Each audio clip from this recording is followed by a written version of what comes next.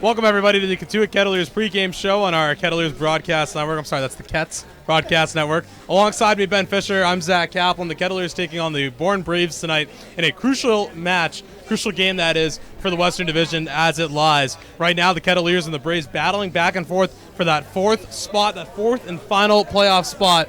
And it's going to come down to these last 4 games or so as the stretch comes to an end. It's a good effort by Max Kern, but nothing can rattle us here on this pregame show. How you doing so far, Ben Fisher? I'm doing pretty well. We're professionals, and I'd like to, in the vein of people off screen, I'd like to wish a happy birthday to our assistant GM, Dan Fortier. Happy birthday, Dan. Yep, happy birthday. An absolute lack of professionalism trying to throw the ball in the shot, but we're going to just keep the ball rolling here. That's kind of what the Kettleers have done as well last night. A really interesting and just downright bizarre baseball game, if you want to call it that, in Chatham. Only went 5.5 innings, so just meeting the minimum qualifications to be called a baseball game. But nonetheless, that's how it went. Kettleers with a 15-5 win over the Anglers. One of their best, probably their best offensive performance of the season, just erupting for 7 runs in that 4th inning. That was an abomination for the Chatham fielders. 3 errors in a half inning. I can't tell you the last time I've seen that in a half inning. I'm sure you could say the same. But there was plenty of good, and a lot of it, and I feel like it's not going to get talked about, came off the right arm of Griffin McClarty, came in 4 1/3 scoreless after a tough start for Addison Moss. Certainly, and to keep them in that game after giving up 5 runs in 2/3 of an inning for Moss, who wasn't even terrible. He was just sort of, they were hitting his pitches. He was hitting his spots, and Chatham's a good offensive team, and they were hitting him. But for McClarty to come in, get that last out of the first inning, which was very important to keep them at 5, I think if they kept that offense going, you might have a different game. They might have been able to take the Kettleers out of it. But McClarty, he kept the Kets in it. He came in, he got that last out, and then he threw 4 just tremendous innings that let the offense come out and do their job. And I think the most important inning we were talking about with the Kettleers traveling mafia. We had us, Mike Siegel, Pete Flaherty. We were talking about after they hung up that 5 in the top of the 2nd inning, we said you gotta hang up a 0 here. And there have been so many innings this year that we've talked about, you gotta hang up a 0 here. When we've closed games, when we've maybe broken games open, where it's the Cats have gotta hang a 0 here, and they haven't. And McClarty came out and he had 4 innings where it was key that he hung a 0, and he did. And he allowed the offense, rightfully, 15 runs and 6 innings of offense. They're gonna get talked about. When McClarty came out and he gave that team exactly what they needed, picking up a new teammate, but still a teammate that he picked up in Addison Moss. Absolutely, a brand new teammate. There's been a few transactions in the last few days. We're going to talk about those in just a second.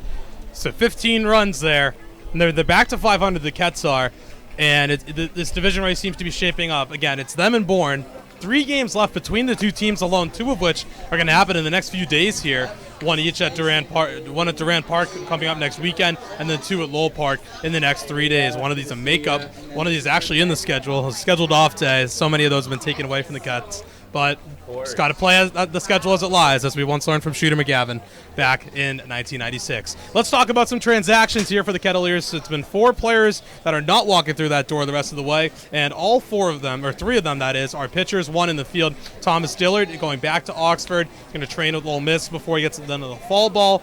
As he starts next year, Matthew Gaudier took a ground ball line drive, I guess, off the foot. So he's being reevaluated. In the meantime, he's left the Cape, so the Cats filling his roster spot as well. Anthony Veneziano and Bryce Bond, and also being released as well. The additions of Addison Moss, who started yesterday, wasn't his finest hour from Rice, but hopefully we'll get back into it his next start. You can imagine it's going to come sooner rather than later. Coach Roberts, after yesterday's game, talking about how this is going to be an arm that they look to coming down the stretch. Trey Holland as well from Sewanee, which is the College of the South. If you didn't know, it's in Tennessee. It's amazing anytime you have a school that you have to say where it is, but it's right smack dab in the middle of Tennessee there. So the College of the South, Sewanee. Trey Holland, a left-handed pitcher from there, he's been added to this roster as well. So these 2 arms, expect them to be a little bit relied upon down the stretch, but it sort of remains to be seen just how hard they'll be relied upon.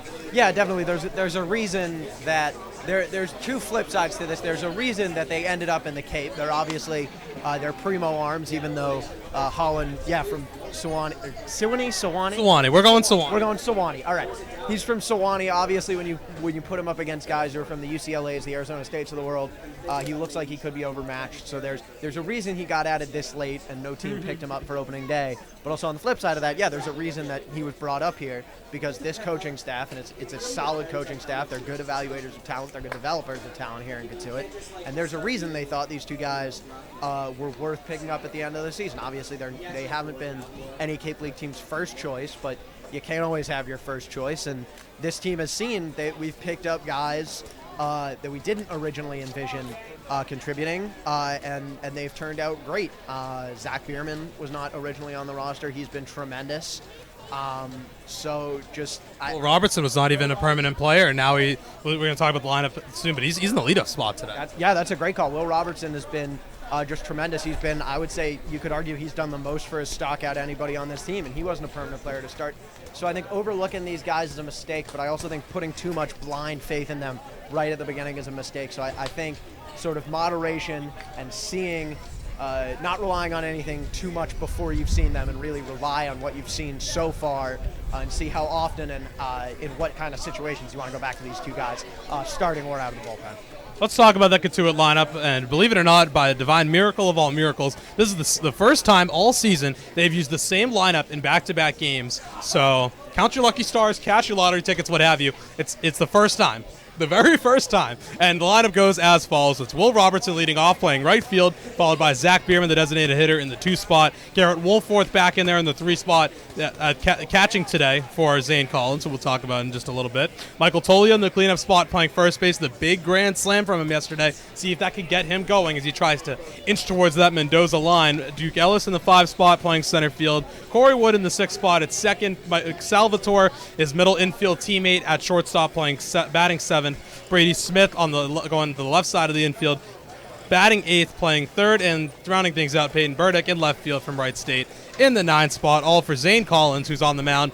Collins had a nice start the last time he came out in Harwich. He really kept the Kettleers in that game, the Ketts that is, and just sort of made the game competitive, and it ended up being a tie, which was, no decision there, but it was still, he had good stuff, and he went 5 innings for the Ketts, and couldn't have asked much more of him from that. They'll need that again tonight if they want to knock off Bourne and go nearly 6 points clear of the Braves. Yeah, definitely. Zane Collins is a guy I'd love to have on the mound really in any situation.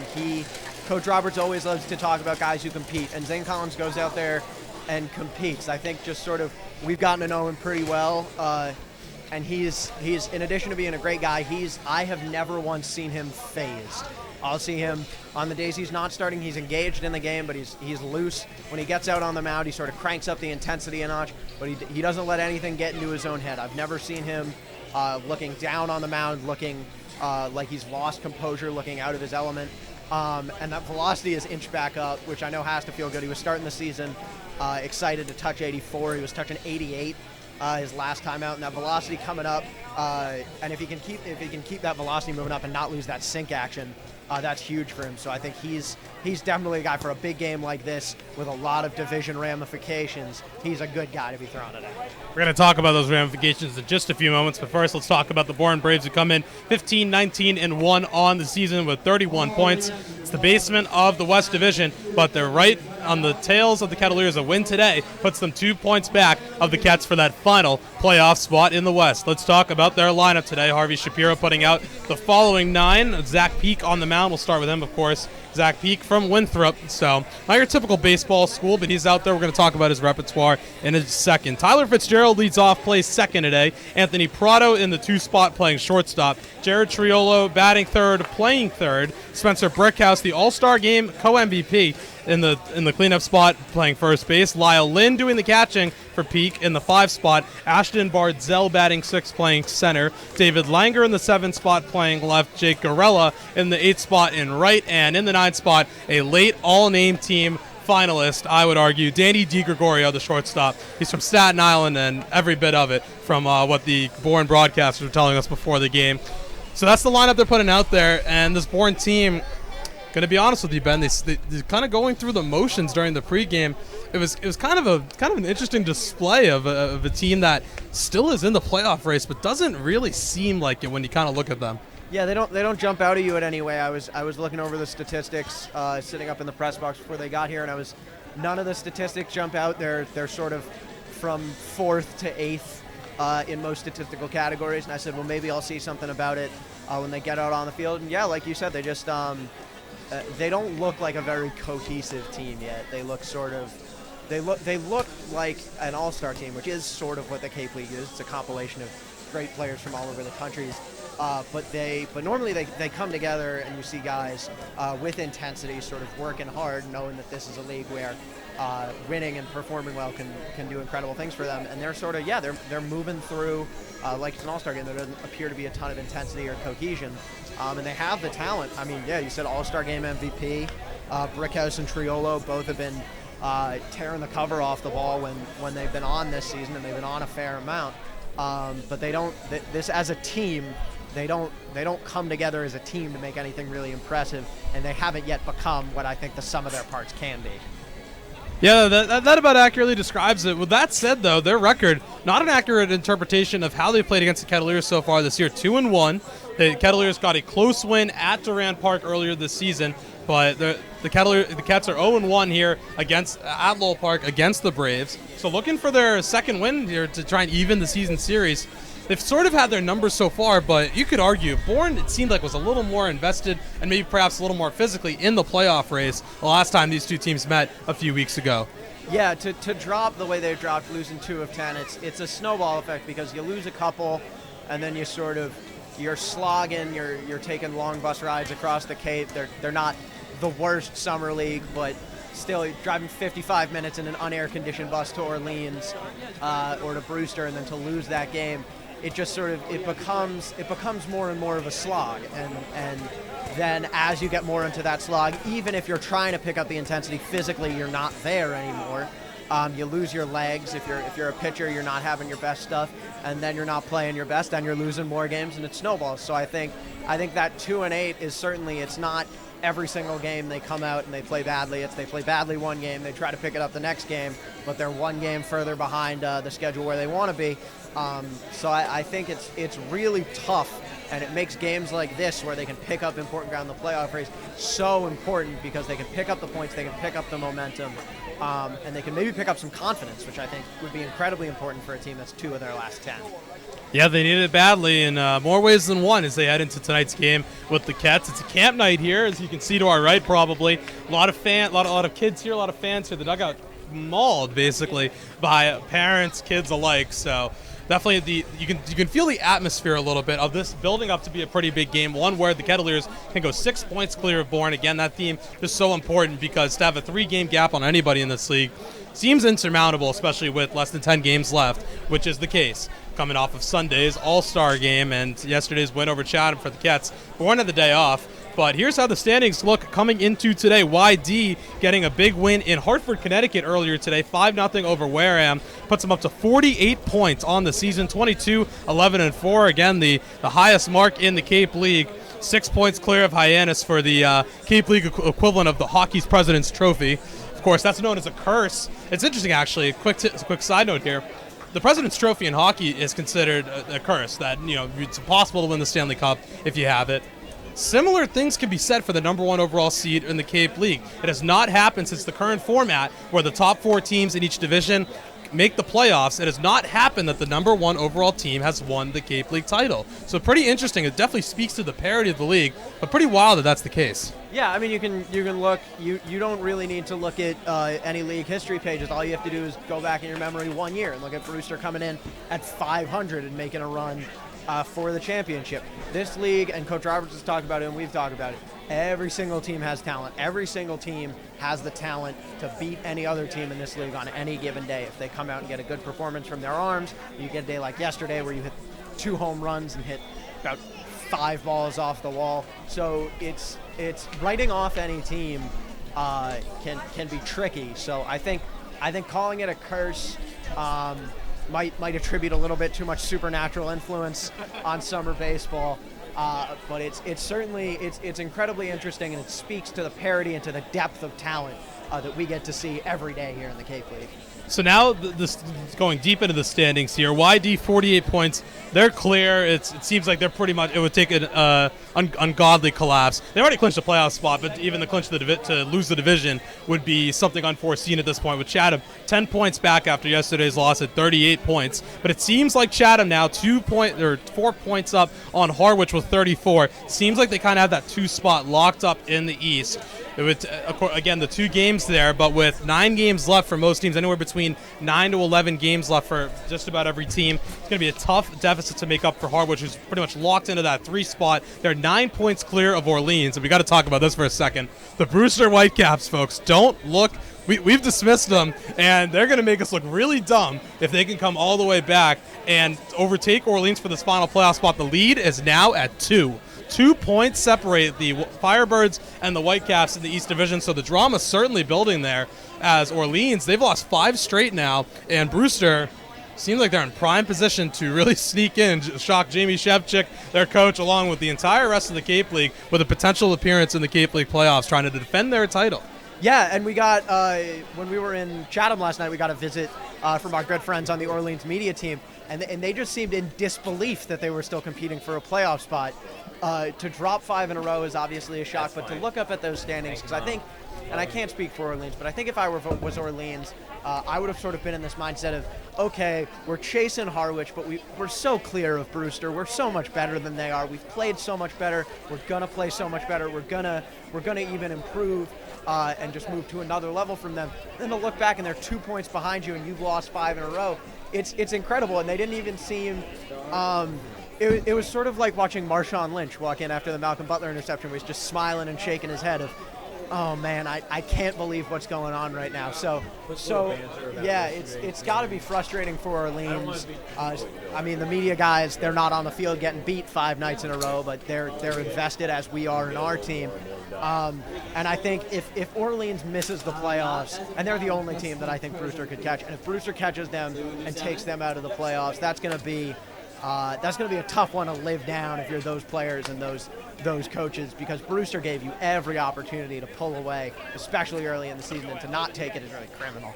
It would be pretty shocking for Kelly Nicholson and company if the Firebirds can't hold on to that 4th playoff spot. But tonight's games, we'll go through them in a second to sort of see how things might shake out as a result. But looking at the West Division now, it's a race at the top here with Hyannis and Wareham. Wareham losers today in Hartford. The game was played earlier this afternoon. So a big chance here for Hyannis to go 3 points up tonight if they get a win. Hyannis at 42 coming into today's games. Wareham at 41. They don't gain anything out of their trip to Connecticut. Right behind them is Falmouth. So, again, the Commodores, you could argue, an outside shot at that number 1 seed in the West Division. Falmouth seems like they're heating up at the right time. They've been pretty hot lately, but still within range of the Kettleers, who are at 35 points in that 4th spot. So, you know, we look at it now. There's a home and home with Falmouth and Cotuit late next week.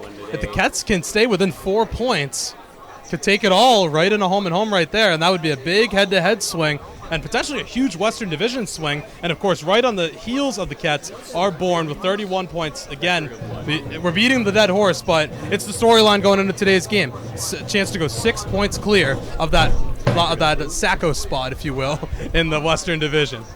Yeah, certainly, and obviously Cotuit, like the Goonies, they never say die. I would think gunning for. I would think throwing all your resources and all your arms and all your players forward to try to pick up a 2 spot or even maybe a 3 spot. I would say focus much more on keeping Bourne off your tail than on catching Falmouth, Wareham, or Hyannis in front of you, because I think it's so unlikely, and I think you're more likely to do some harm to yourself if you go. You play to win every game, but don't play a game like it's a game 7. Don't be throwing your whole bullpen every single day, because you do, especially if they win today. They look in pretty good shape to get in the playoffs. The difference between home field advantage hasn't been a huge deal for them this year. They've lost terrible games at home and they've won great games on the road. So I think the focus should be get in the playoffs, be healthy, be pretty well rested as you can be with this tight schedule and a little bit of a short bench. right now. Get in there and maybe let some craziness happen, and maybe you can be this year's Brewster. But yeah, I would say focus on keeping Bourne off your tail. Should be first, last, and only goal of Cotuit the rest of the way. So let's look quickly at last night's games. The Kets 15-5 over Chatham. YD 8-3 over Bourne. Again, lost 8 of their last 10 now. Falmouth 7-2 over Hyannis. And then earlier today in Hartford, it was YD over Wareham 5-0. Let's look at the other 3 games around the Cape tonight. This one starting just minutes from now, and then over in Hyannis. Falmouth and Hyannis taking on each other. That's a big game in terms of Falmouth potentially getting into that possibility of taking the number 1 seed in the West Division. That's starting at 6. Then Orleans Harwich, a big game in the East Division over at White House Field at 6:30 tonight. And then Brewster Chatham at 7 at Veterans Field. Hopefully Fogg won't get rid of that one as well. Potential for the Anglers to sort of pick things up after last night's collapse. That'll just about do it for us. So the upper 70s, the humidity is, it's daunting. Yeah, it's impressive. That's one way to put it. But that's just part of the game. You just kind of have to deal with it. It's going to be the same for both teams, as Bill Belichick would say, and can't really put much more on it than that. After tonight, Bourne will go back home and take on Hyannis tomorrow at 6, another big West Division showdown. They're all big at this point, especially when they're in your own division. And then the Kettleers will travel to Brewster tomorrow at 5 to take on the Whitecaps. That'll just about do it for us. On behalf of Ben Fisher and myself, I'm Zach Kaplan, and we send it right up to our broadcast booth. Sam Brief and Sam Niederman with the call of today's pivotal divisional matchup. Guys, take it away. Thank you, Zach. Zach Kaplan and Ben Fisher executing the pregame show, as always, down on the field here at Lowell Park. As we bring you into the broadcast booth, Sam Niederman, Sam Brief. Sam and Sam, happy to be with you on this gorgeous Tuesday, sunny in Cotuit, as the playoff push continues for the Kettleers, who are riding a little hot streak and maybe turning the corner at the right time. 2 consecutive wins, 3 in 4 games, and today hosting the Bourne Braves, who are hanging by a thread for that Western Division 4th spot in the playoff chase. A pivotal matchup, the first of 3 in a jam-packed series between these 2 sides this week. Going to be a fun one today at Lowell Park. It's an important stretch for the Kettleers. 3 games in 6 days against the very team that you're trying to bury. Now, Mike Roberts was adamant after the Chatham game, saying we're not focused on Bourne. You can't focus on who's chasing you. You got to focus on who's in front of you. So he's insisting they're focused on the Falmouths and the Warehams and the Hyannises of the world. But of course, you want to bury Bourne and make sure you assert yourself in that 4 spot in playoff position. The Kettleers are there right now, and a huge chance over the next 6 days to cement it in. Cotuit 2 games up on Bourne for 4th place in the West. That's 4 points when you keep track of the Cape League point system. The Kettleers with 35 points. The Braves with 31 points. It's a big game today, a home game today, Thursday at home against Bourne as well, and then on Sunday at Dorn Park. 3 games in 1 week between these 2 Western Division sides. Let's go back to last night for the Kettleers. Boy, was it fun. 15-5 victory over the Chatham Anglers in 5.5 innings. Yes, a final in 5.5 due to fog. There might have been a mercy rule component that was involved in there. Well, the Kettleers trailed 5-0 after the first inning, and then just took all the momentum and ran with it from there. I'm only 20. I haven't seen that many baseball games, but between Cape League games and college baseball games and Major League Baseball games, I'm not sure I've seen one quite as unique and wild with all the twists that this game had. If you told me after the Kettleers were down 5-0 after the first inning that the Kets would win 15-5, I would have looked at you like you had 7.5 heads. I mean, this was a comeback for the century. The Kettleers just turned it on offensively in such a big way, an explosion that we were really waiting from. And of course they had the big bats going. Zach Bierman hit a home run. Michael Tolia made it 15-5 with a grand slam, showing off his opposite field power. But it was a mixture of miscues by Chatham, 4 errors. It was a really messy game for them. But also just opportunistic hitting for the Kettleers. A bunch of singles, a bunch of doubles. They were just hitting it into the gap. The wind was blowing out, and they just took advantage. You have to credit this team for the mettle it showed in not giving up early on and sticking with it and then pouring it on Chatham.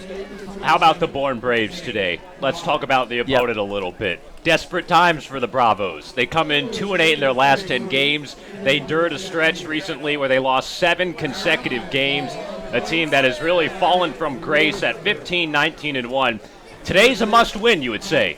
It is a must-win, and it's hard to say in the Cape that there are must-wins because it's a 44-game season, and you like to think of every game equally, especially at this point where we're not yet in that final 3 or 4 games of the season. But in talking with some of the Bourne people and their broadcasters before the game, we definitely got the sense that this is a must-win for them because right now they're 4 points back of the Kettleers, and if they lose this game, that would be 6 points back or 3 games back with just over a week left in the season. It's hard to come back from that, especially for a team that's been playing the way they're playing. 2-8 over their last 10. They're fresh off a 6-game losing streak. A loss today, especially if it gets ugly, could really cement them in the bottom of the West. It's a big one today. The Cotuit Kettleers hosting the Bourne Braves, the first of 3 between these two sides this week. First pitch and starting lineups coming up next at Lowell Park at 5 p.m. Before that, let's check in with Coach Mike Roberts, our pregame interview. Coach, what do you have to say about today? Getting ready for the Bourne Braves on a Tuesday afternoon at Lowell Park. Let's go back to last night at Veterans Field, Coach. A 15-5 win in 5.5 innings called due to fog. The offense really came out and blasted it last night. What was working at the plate for the Kettleers? Well, it's a unique night. We're down 5-0. In my tenure here, I've never seen a game like that where you're down 5-0 and the explosion happens. Oh, our families are all sitting behind the bar. Again, I think you're going to see that just like that. Yeah, he looks like That's cute. They're all sitting together. 2 people, 3 people, there's 9 people. And when you get 9 people going on the same page, you got a chance. And last night we see. Well, your playoff games are probably your most memorable games overall, unless somebody goes 5 for 5, that type thing. But as far as comeback wins, I would have to say it's probably number 1. And we've come from 5 down before. I don't think that's necessarily totally unusual, but to come from 5 down and win by 10, that's very unusual. So yeah, I would say it's right up there at number 1 probably as far as comeback wins are concerned. Zach Bierman was welcomed back into the lineup last night with an RBI double and then a 2-run home run. Michael Tolia had that grand slam as well. How nice was it to see those big bats displaying their power? Well, there's no doubt, big bats take the place of a lot of singles at times, but we had a lot of singles, doubles in front of those home runs, and the anglers helped us a little bit last night. I think they had 4 errors, and when you do get that type of game, sometimes there's errors and walks around it for you to drive in 15 runs in this league with wood bats. So, but it's always nice. We missed Zach the week he was gone back to school, and we've kind of said the last few weeks if we can get Michael going, it could really help us. So if those 2 guys could get hot at the same time, and some of the other guys just remain consistent, then I think our offense can be pretty decent down the stretch here. And, Coach, it certainly helped to keep Chatham scoreless from the second to the end of the game, and Griffin McLarty was excellent. 4 innings, just 1 hit, no runs. His best outing of the season. What were you liking from him? Well, I did tell him after the game that was the best outing of the year. He just thought he was real patient with himself. I didn't think he overthrew. He changed speeds. He threw inside. He was a really good pitcher. And that's not easy to do when the wind's blowing out. So, again, when you get a comeback win, you've got to have somebody on the mound or more than one person that holds the other team blank for a while, and that's what he did. So he did have an outstanding outing. Thank you, Coach. Good luck tonight against Bourne. It's a beautiful afternoon. We look forward to playing again. Here with Coach Roberts, getting ready for the Bourne Braves on a Tuesday afternoon at Lowell Park. Let's go back to last night at Veterans Field, Coach. A 15-5 win in 5.5 innings called due to fog. The offense really came out. Welcome into beautiful Lowell Park for a big-time playoff push game for the Cotuit Kettleers against the Bourne Braves, the first of 3 between the 2 rivals. 2 games separating the 2 sides here in the Western Division playoff chase for that 4th spot. And the Kettleers getting hot in the dog days of July. Winners of 2 in a row, coming off that 15-5 demolition of Chatham last night at Veterans Field. 3 of their last 4 have been victories, and they look to continue their good winning ways tonight. The Kettleers have yet to have a streak this season of any kind, a 3-game winning streak or a 3-game losing streak, which is a good thing, but today a big chance to win 3 in a row, to get back to over 500 for the first time in a week, and start to bury the Bourne Braves. A big game for the Kettleers. Let's keep the momentum going. Let's talk pitching matchup before we get to the starting lineups. A left-hander going on the bump for Cotuit today. Zane Collins from Wright State, making his 4th start of the season. His 10th game coming out. An 0-0 record with a 4.64 earned run average. Opposite Zachary Peak, a right-hander from Bourne. 0-0 record with a 6.15 ERA. Zane Collins, it's been an up-and-down season for him, beginning as a starter, then back into the bullpen. Now he's made his way back into the rotation ranks. Yeah, Zang's been solid in the starting rotation.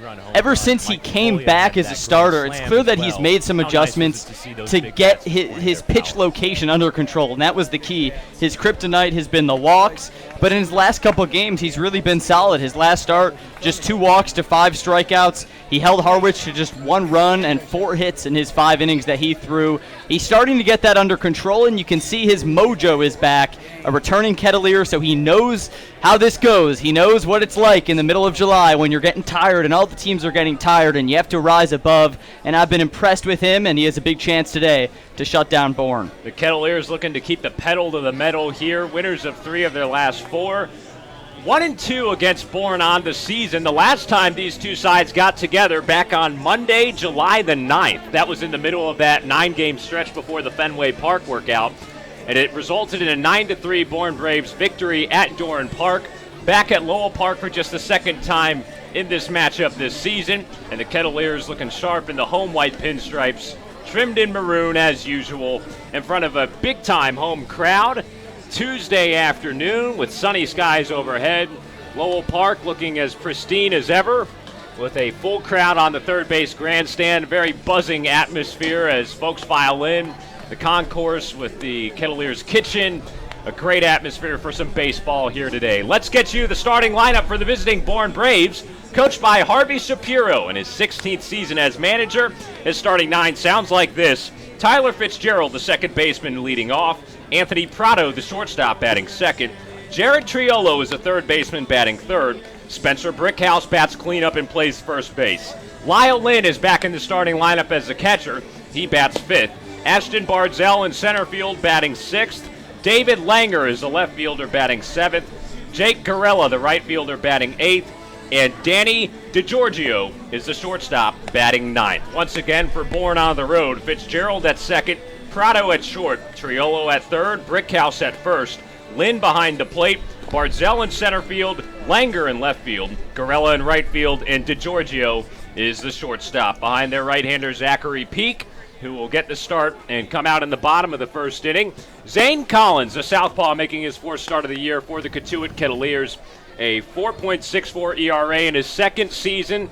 The Wright State Raider, who was an all-star in the Cape League last year, coming on into the Cotuit rotation that has sustained some damage, a couple of injuries. John Baker, Anthony Veneziano having to leave the Cape, and Collins trying to fill that role. Coming off a nice start in his last time out against the Harwich Mariners a week ago, where he went 5 innings, allowing just 1 run on 4 hits. He walked 2 and struck out 5. Great day for some baseball. A little hot, slight breeze just blowing out here at Lowell Park as you see the American flag breezing over there in left center. And Tyler Fitzgerald will bat leadoff to start things off for the Bourne Braves. He's second baseman from Louisville, a .262 batter with a home run and 15 RBI on the season, followed by Anthony Prado and then Jared Triolo. Zane Collins, a left-hander on the mound, a quick moment to himself in dealing in a first pitch. Fastball at the knees, 84 miles an hour, strike one. Fitzgerald at the plate, sporting the Navy road uniform for Bourne, the gray pants trimmed in white and red. Brushback slider from Collins there, running inside for ball one. Kettleers in the home whites, the pinstripes trimmed in maroon.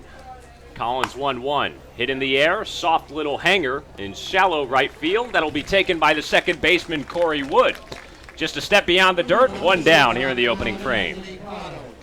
And for the Kettleers, this first inning is important because you want to show to yourself that yesterday's 15-5 win was no flash in the pan. You got to keep it going from game to game. First pitch to Anthony Prado dips low and in for ball one. Kettleers starting defense behind Zane Collins, Brady Smith at third, Mike Salvatore the shortstop.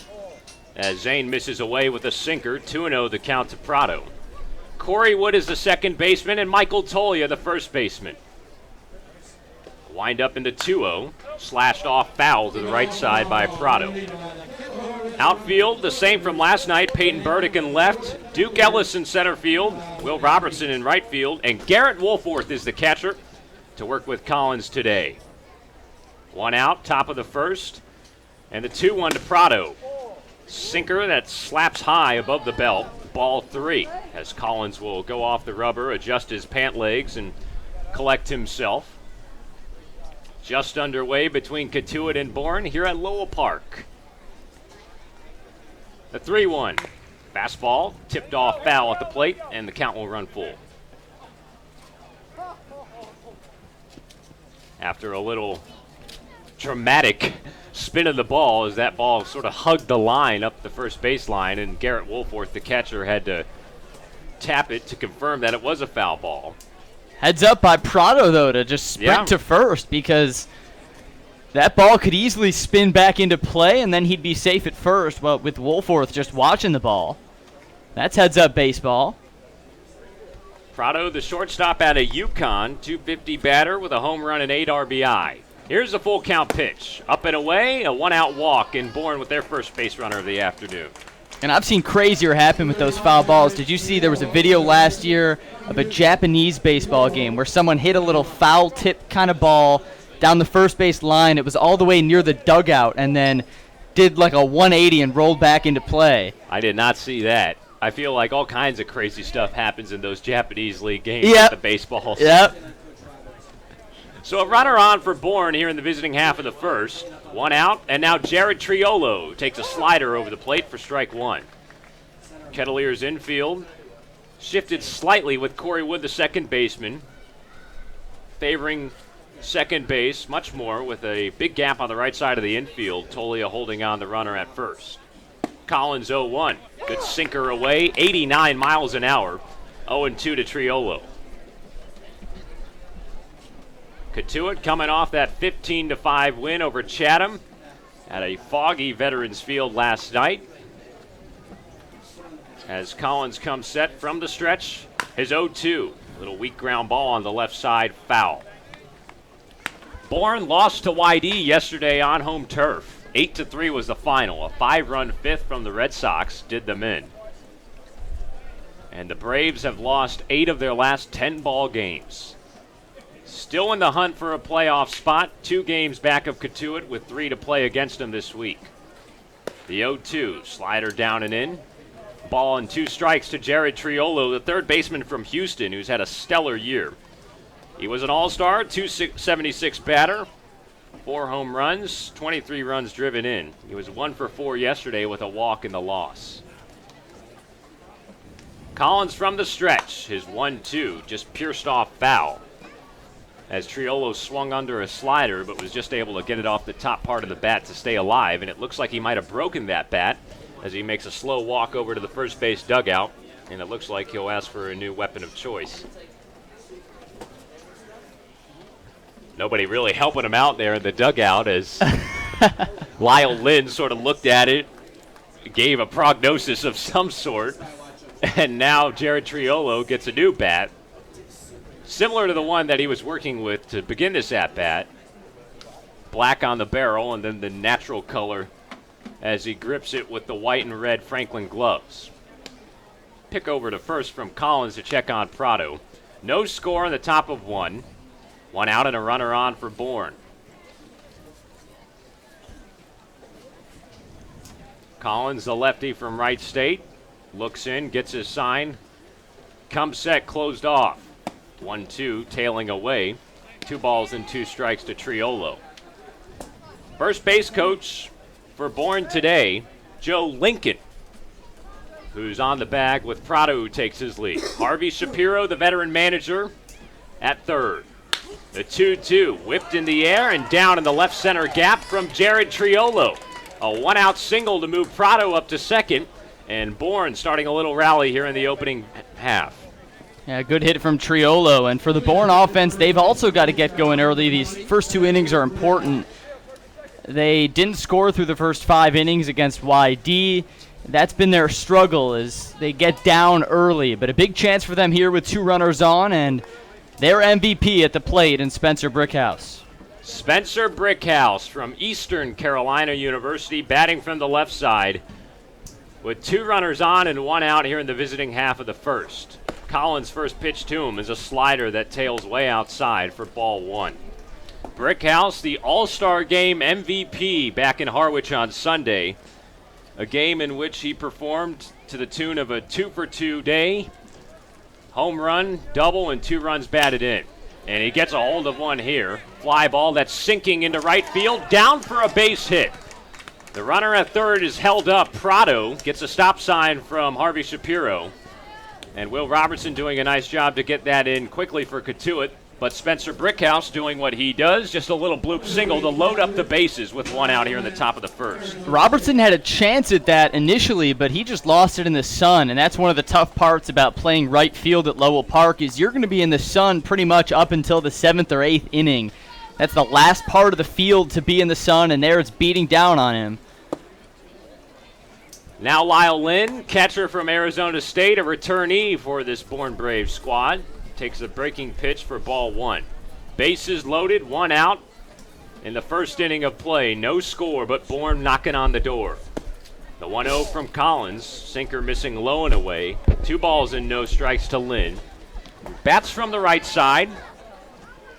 Hasn't made a start since July the 21st, where he went 2 for 5 with a triple and 3 RBIs against Brewster.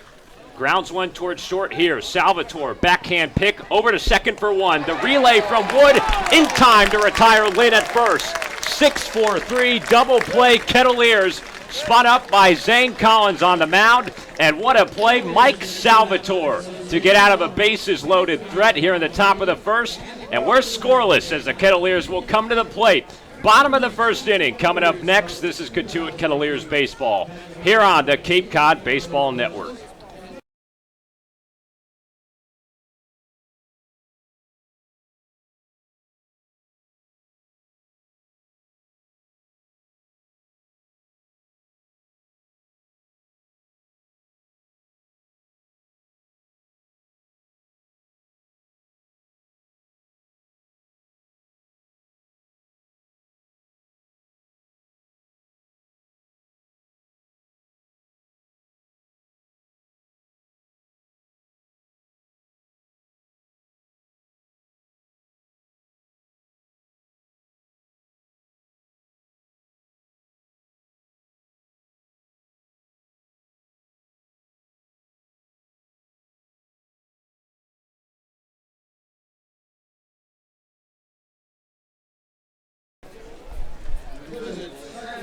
Welcome back to Cotuit. Bottom of the first inning as the Kettleers will have their first chance at the plate today in a scoreless game against the Bourne Braves.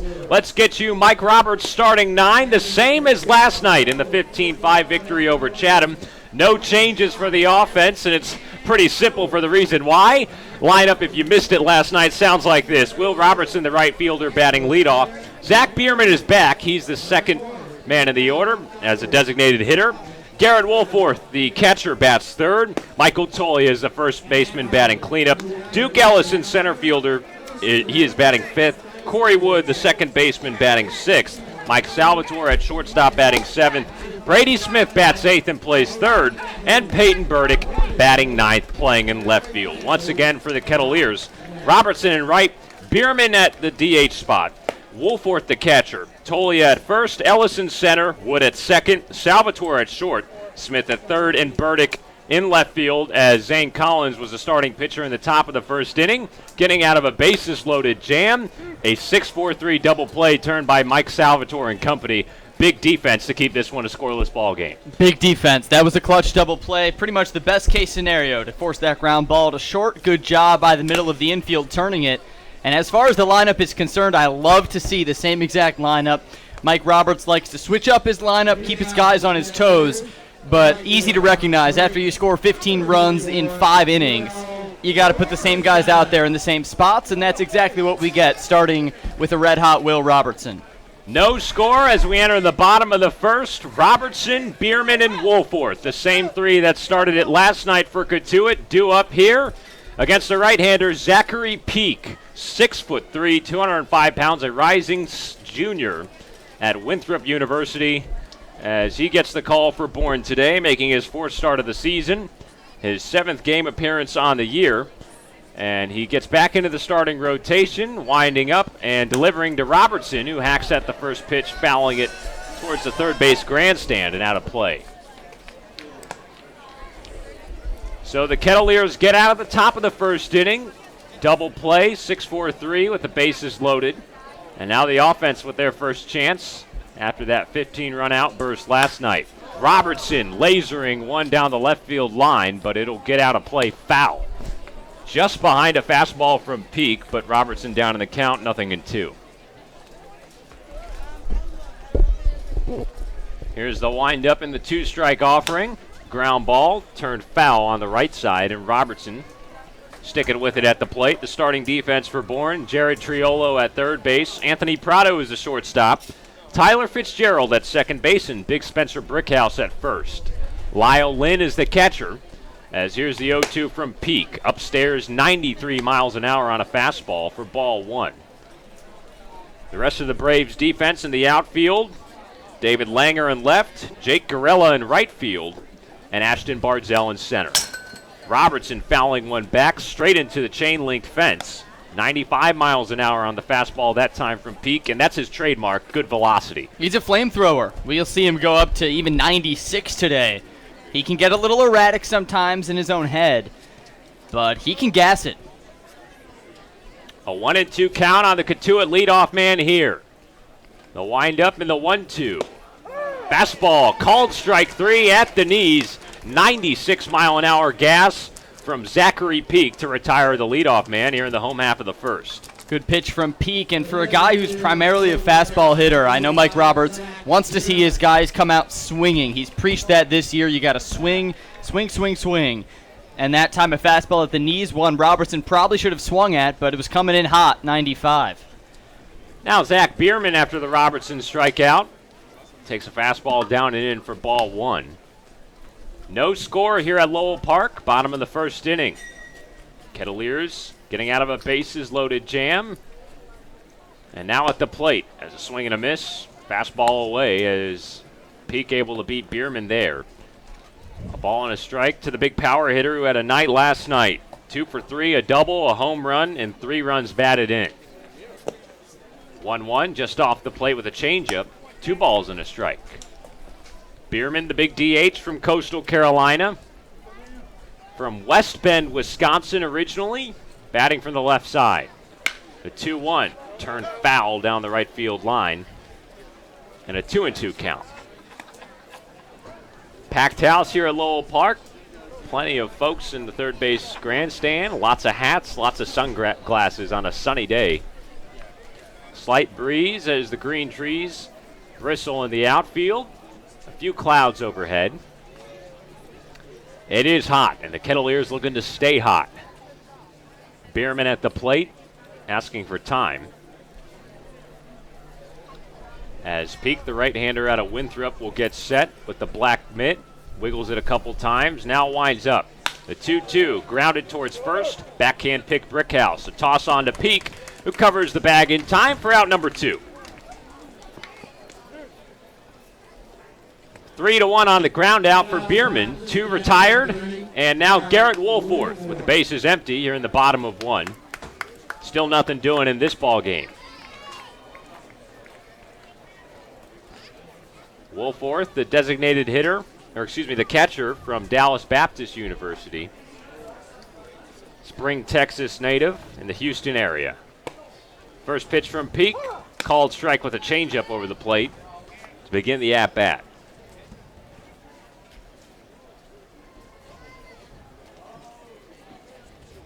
Woolforth batting from the left side as the 0-1 is outside. A ball and a strike. to a young man who began as the bullpen catcher for the Kettleers, scrapped his way, earned the respect of the coaches and players, and now is a member of the 30-man roster. And a regular starter, it looks like, down the stretch as he takes a fastball inside, 2-1 the count.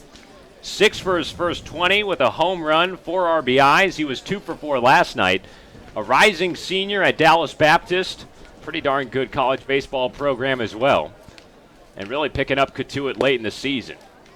There's a called strike on the inside corner to even the count.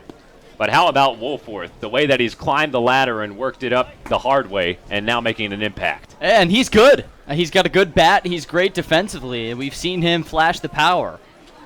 The 2-2 punched the other way, deep into left field. But it will sail foul on the left field line, and Woolforth still battling with a 2-2 count. And it's so great to see a guy who wasn't given anything, wasn't promised anything. All he knew was he was coming, he was going to catch bullpen, and now he's a regular contributor, 5 straight starts. The 2-2, looping slider upstairs to run the count full. 2 outs here in the home half of 1. 0-0 between Bourne and Cotuit. Woolforth at the plate, facing off against a team that he once played for back in the 2016 Cape League summer. Full count pitch is grounded foul on the right side. And Woolforth at the plate. Interesting look with those pinstripe pants as he has them cuffed and rolled up about midway up the shins. Kind of the Jack Sparrow look that we saw with Griffin McLarty on the mound last night. Not quite all the way with the high socks. It worked for Griff. See if it works here. The 3-2. Foul tip into the catcher's mitt. Strike 3 as Zachary Peak strikes out 2 of the first Cotuit batters that he faces and retires the side in order. As we venture on to the second inning here at Lowell Park, 0-0 between Bourne and Cotuit. This is Cotuit Kettleers baseball. We'll be back in a moment here on the Cape Cod Baseball Network.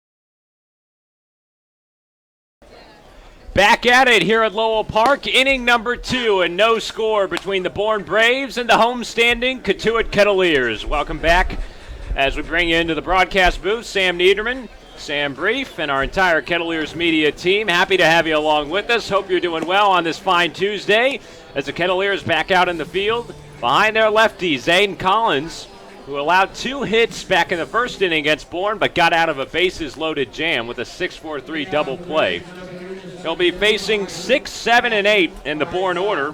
Ashton Barzell, David Langer, and then Jake Gorilla. As Zane, the left-hander, looks down at the rubber, holds the mitt by his chin, and gets a sign from Garrett Woolforth, dealing in his first pitch to Barzell, low and in with a sinker, ball 1. Barzell, the center fielder out of Hartford University, 277 batter with 2 home runs and 9 driven in on the campaign. 1-0 from Collins. Sinker inside, according to home plate umpire Larry Rosenberg for ball 2. Rest of the umpiring crew, Mike Collier at first base, Bill Peck at third base. Another sinker that runs outside, ball 3, and Collins down in the count against the leadoff man Ashton Barzell. Sunny skies overhead. Here's a 3-0. Get me over fastball for strike 1. Umpires in the powder blues today. Pretty good look for a hot Tuesday. as Collins' 3-1 is chopped off foul at home plate, and he battles back to make this a full count. Love it. Love the Powder Blues. The crew chief, whoever's at home plate, gets to decide. So today, Larry Rosenberg, sensing the moment, knowing when to pull out the Powder Blues. Good job. The 3-2, grounded towards short. Taken by Salvatore. Good throw and a nice stretch by Tolia at the bag to gun down the runner in Barzell. One away here in the second. You know, the Kettleers have played some pretty smooth defense in the last few games, and it was a nice response from the kind of defensive disaster, as Mike Roberts was saying, against Chatham on Friday night. The 10-9 comeback win for Chatham. The Kettleers had 4 errors, and then in the win on Saturday against Wareham, no errors. And then the win last night against Chatham, no errors, while Chatham had 4. And so far today, we've seen some nice defensive plays. A lot of times that defense can key the offense and give you some more confidence, and I'm liking what I'm seeing on that end from Cotuit. Now David Langer, who's ahead in the count, 2 balls and no strikes against Zane Collins. 1 out in the top of the second inning, no score. Between these two West Division rivals, Cotuit up by 2 games for that 4th and final playoff spot, as Langer whips one back foul off the end of his bat. Batting from the right side, left fielder from UConn, who's 3 for 17 with 2 runs batted in his young stint with the Bourne Braves. Short at 5'10" with that Navy batting helmet with a lot of dirt on it. The 2-1 is a sinker in the dirt from Collins. 3 balls and a strike. Zane, of course, a sinker ball pitcher. Velocity, not his strong suit. Sits in the mid to high 80s when he gets up there. This 3-1, right on the heart of the plate, strike 2. Came back for a second summer in Cotuit to work with Tim Smith, the strength and conditioning coach, try and boost that velocity. 3-2, hacked off foul at the plate, and Langer stays alive.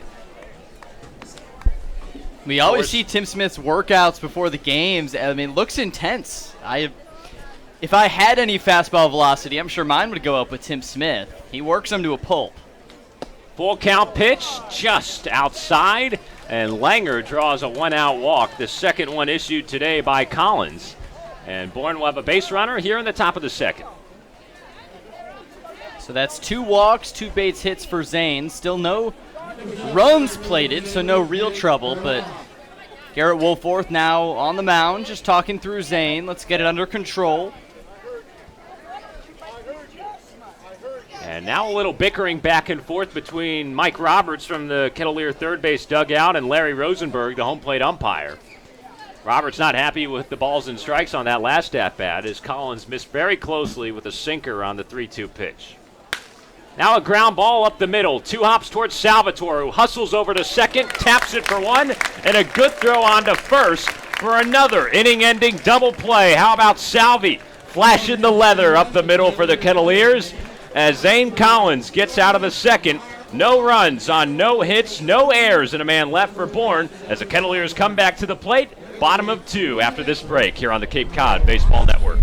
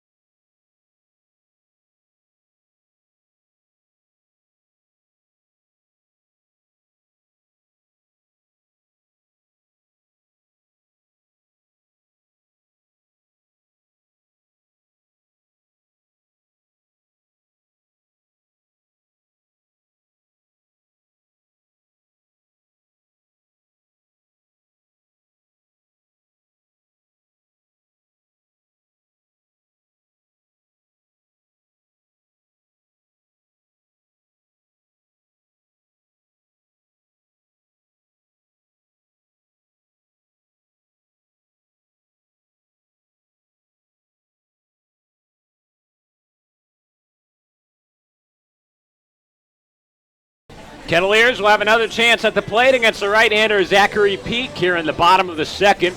Still a scoreless ball game.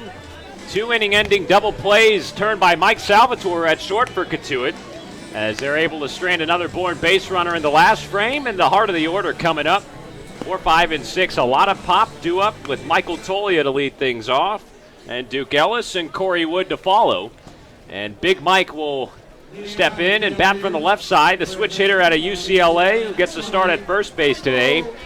The imposing frame at 6'5", 210 pounds, as he does his signature back bends and forward bends to get loose before he steps in. As the Kettleers will look to break open a scoreless ball game here at home. Happy to have you along with Sam and Sam here in the broadcast booth. Sunny skies, another gorgeous day at Lowell Park. First pitch from Peak. Fastball at 92 that runs inside, ball 1. Hard to believe we only have 4 more home games left this season here at LP. Of course, Bourne on Thursday, Brewster on Saturday. The 1-0, missing at the shins, 2 balls and no strikes to Tolia. And then Wareham on Tuesday, July the 31st, and the regular season finale against Falmouth on August the 2nd. Peak with the windup in his 2-0. Laser beam over towards deep left field. Tolia down the left field line with extra bases to lead off the second. And Big Mike picking up right where he left off last night, the grand slam. There, an opposite field double to lead off the home half of the second. And the grand slam also opposite field. That one into left center field when he was batting lefty back at Veterans Field. And he's been showing that opposite field power in the last couple of games. The grand slam last night, usually an opposite field home run, at least for me, when I watch it from the vantage point behind home plate, you can't always tell it's a no-doubter right away. But that was one of the rare opposite field home runs where you kind of could tell right away this guy's got power from both sides. He can go anywhere in the ballpark. Such a special talent. Peak out of the stretch. Duke Ellis, the batter, who lays down a bunt towards the left side, and a beauty. And Ellis is going to leg out a bunt single. No play for Jared Triolo at third. What a wonderful bunt to advance Tolia. And the cherry on top is Ellis with his speed getting down the line at first. Too good, too good. These guys, these speedy guys, from Ellis to Wood to Bird, so good at laying down these bunts. And that one, a perfect one from Ellis. A good close from Triolo. I thought he could have made the play, but he just kind of held up, hesitated too long. The speedy Duke Ellis beats it out, and now a huge chance for the Cats. First and third, nobody out in the bottom of the second inning. And Corey Wood at the plate. Second baseman from Coastal Carolina bats from the left side as the first pitch from Peak is fouled off to the left and out of play. The leadoff double from Tolia, and then Duke Ellis on the first pitch he sees, laying down a beautiful bunt to the left side for a single. Brickhouse holding on at first, nobody holding Tolia on at third. 0-1 the count, as Peak will whip one over to check on Ellis, who's very fleet-footed. The outfielder from Texas with great speed will look to try and move up to second base. Peak a long look in, and another throw over to first. Corey Wood at the plate, 1 for 3 last night with a double, a walk, and 2 runs scored. .224 batter on the season with a home run and 5 driven in. The 0-1. Outside with a fastball, 1 ball and a strike to Corey, who's walked more than he's struck out this season. 21 walks, that's 4th best on the Cape, and 20 strikeouts. Second on this Cotuit team in OBP. Peak from the stretch, his 1-1. Foul ball right behind home plate. A 1-2 count in favor of the right-hander from Winthrop. So Woody at the plate, trying to drive in the first Kettleer runs of the ball game. 2 hits in this inning. Runners on first and third. Nobody out.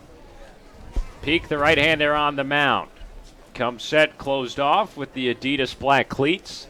Ellis hopping off at first. The 1-2. Little liner. 1 hop caught at shortstop by Prado, who will throw on to to first for a double play. L6, and then the relay on to first for a double play, as Ellis was already on the move.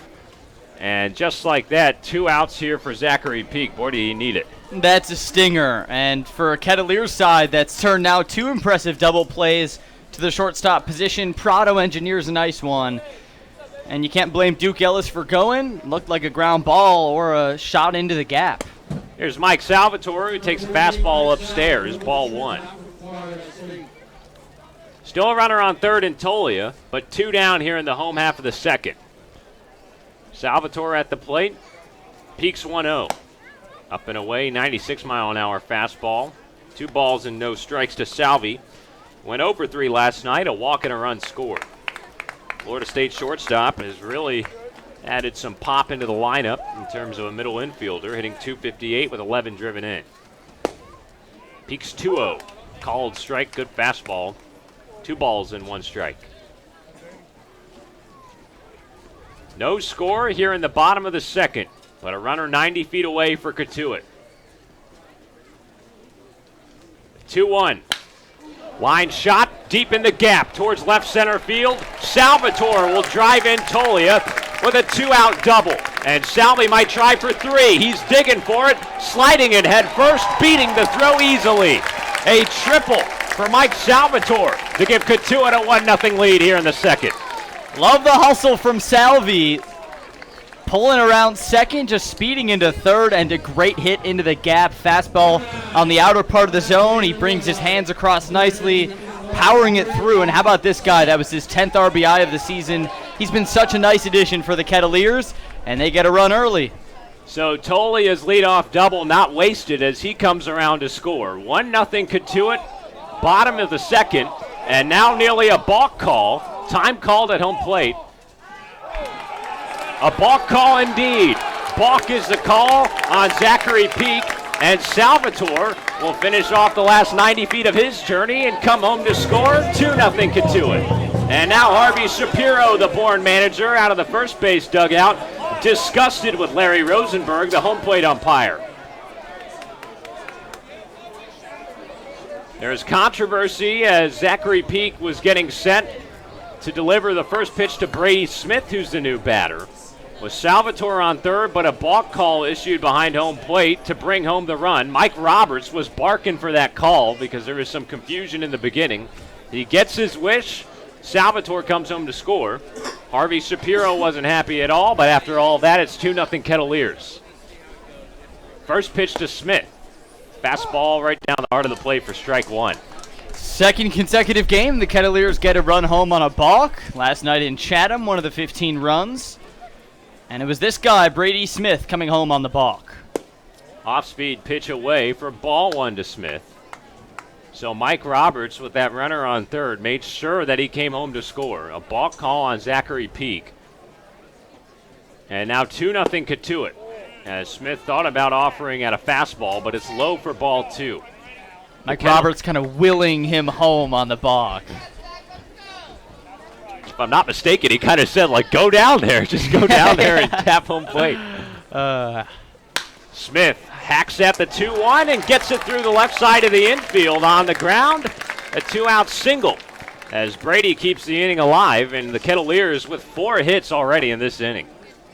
Big inning for Cotuit, stringing together the hits. The bottom of the lineup produced a lot of the starts of rallies against Chatham in the 15 unanswered runs in 5 innings, most notably in the 4th when they scored 3. And Brady Smith, Peyton Burdick got aboard with a single and a double. And then the top of the order cleaned it up. 2 outs and a runner on for Peyton Burdick, the number 9 batter, who swings at the first pitch and fouls it off. 2-0 Kettleers in the bottom of the second inning. The RBI triple from Mike Salvatore driving in Tolia, and then Salvi coming in to score on a balk call. Brady Smith keeping the inning alive with a single, and now Bird at the plate. Peak out of the stretch. His 0-1. Looping slider outside, ball 1. As a snapback throw behind the plate from Lyle Lynn to check on guys back in safe. So the Kettleers offense putting them out in front here today. They were in that 5-0 hole against Chatham yesterday. But a home lead against Bourne. The 1-1 up and in with a fastball, and they're going to say that hit Burdick. Once again, Peyton Burdick hit by a pitch. A 1-1 fastball that ran high and tight and looked to graze his jersey. And Bird will go down to first base. A hit batsman with 2 outs for the Kettleers. 2 on, and now the top of the order to come up. And this will warrant a mound visit from the Bourne pitching coach to check on his right-hander and Zachary Peak. That's the 7th hit by pitch of the season for Bird, tied for the second most on the Cape. He's had some bruisers, but that one hardly a bruiser, just kind of skimmed his jersey. Either way, he takes first and a chance for this rally to continue. Zachary Peak, the right-hander from Winthrop, who thrived in his 2018 Big South Conference year with a 3.74 ERA and 14 starts. He struck out 99 batters in 89 innings. He's struggled on the Cape this season with a 6+ ERA and has allowed 2 runs to Cotuit here in this inning. Now against the hot-hitting Will Robertson with 2 on and 2 out. Peak from the stretch, dealing in as Robertson pops one up foul and out of play in the parking lot. Robertson working on a 4-game hit streak. 0 for 1 with a strikeout looking back in the bottom of the first. Runners take their leads, nobody holding on. Peak looks back at second, his 0-1 in the outer batter's box. That evens the count up on Will. Fantastic last night, 3 for 4, 2 doubles and 3 runs batted in. Robertson really seeing the ball well at the right time. The 1-1. Fastball darting on the outside corner for strike 2, 92 miles an hour. And Peak gets ahead in the count. 2-0, Cotuit on top. Salvatore the RBI triple and then came home to score on a balk. 2 more on, a 1-2 count with 2 outs to Robertson at the plate. Peak's 1-2. Ripped down the right field line, out of play, foul. Home plate umpire Larry Rosenberg. Looked like he was asking for some new baseballs maybe from the Bat Boys, or maybe telling a fan to quiet down, I think. The 1-2 again. Just low and in with a fastball. 2 balls and 2 strikes. It looks like Peak is going to really stay with that fastball on the mound. That's his bread and butter. He beats you with velocity. 2-2, 2 on, 2 outs here in inning number 2. And a called strike 3 on the inside corner. Boy, he's heating it up with the gas at 96 miles an hour as Robertson goes down to end the inning. But the Kettleers strike first, up 2-0. 2 runs on 4 hits, no errors, and 2 men left. As we head to the third, Sam Brief with the play-by-play when we return. This is Cotuit Kettleers baseball here on the Cape Cod Baseball Network.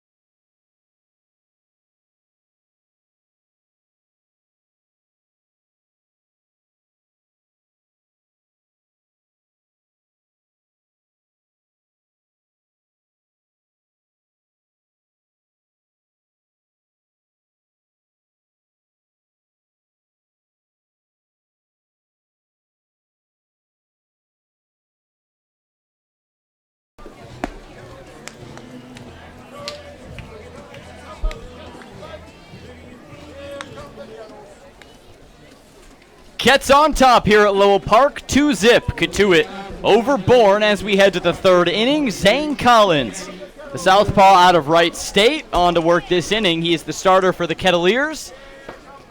As the Here Come the Kettles chants ring about Lowell Park, the Kettle Kids with their little mini black kettles asking for donations from fans all over Lowell Park.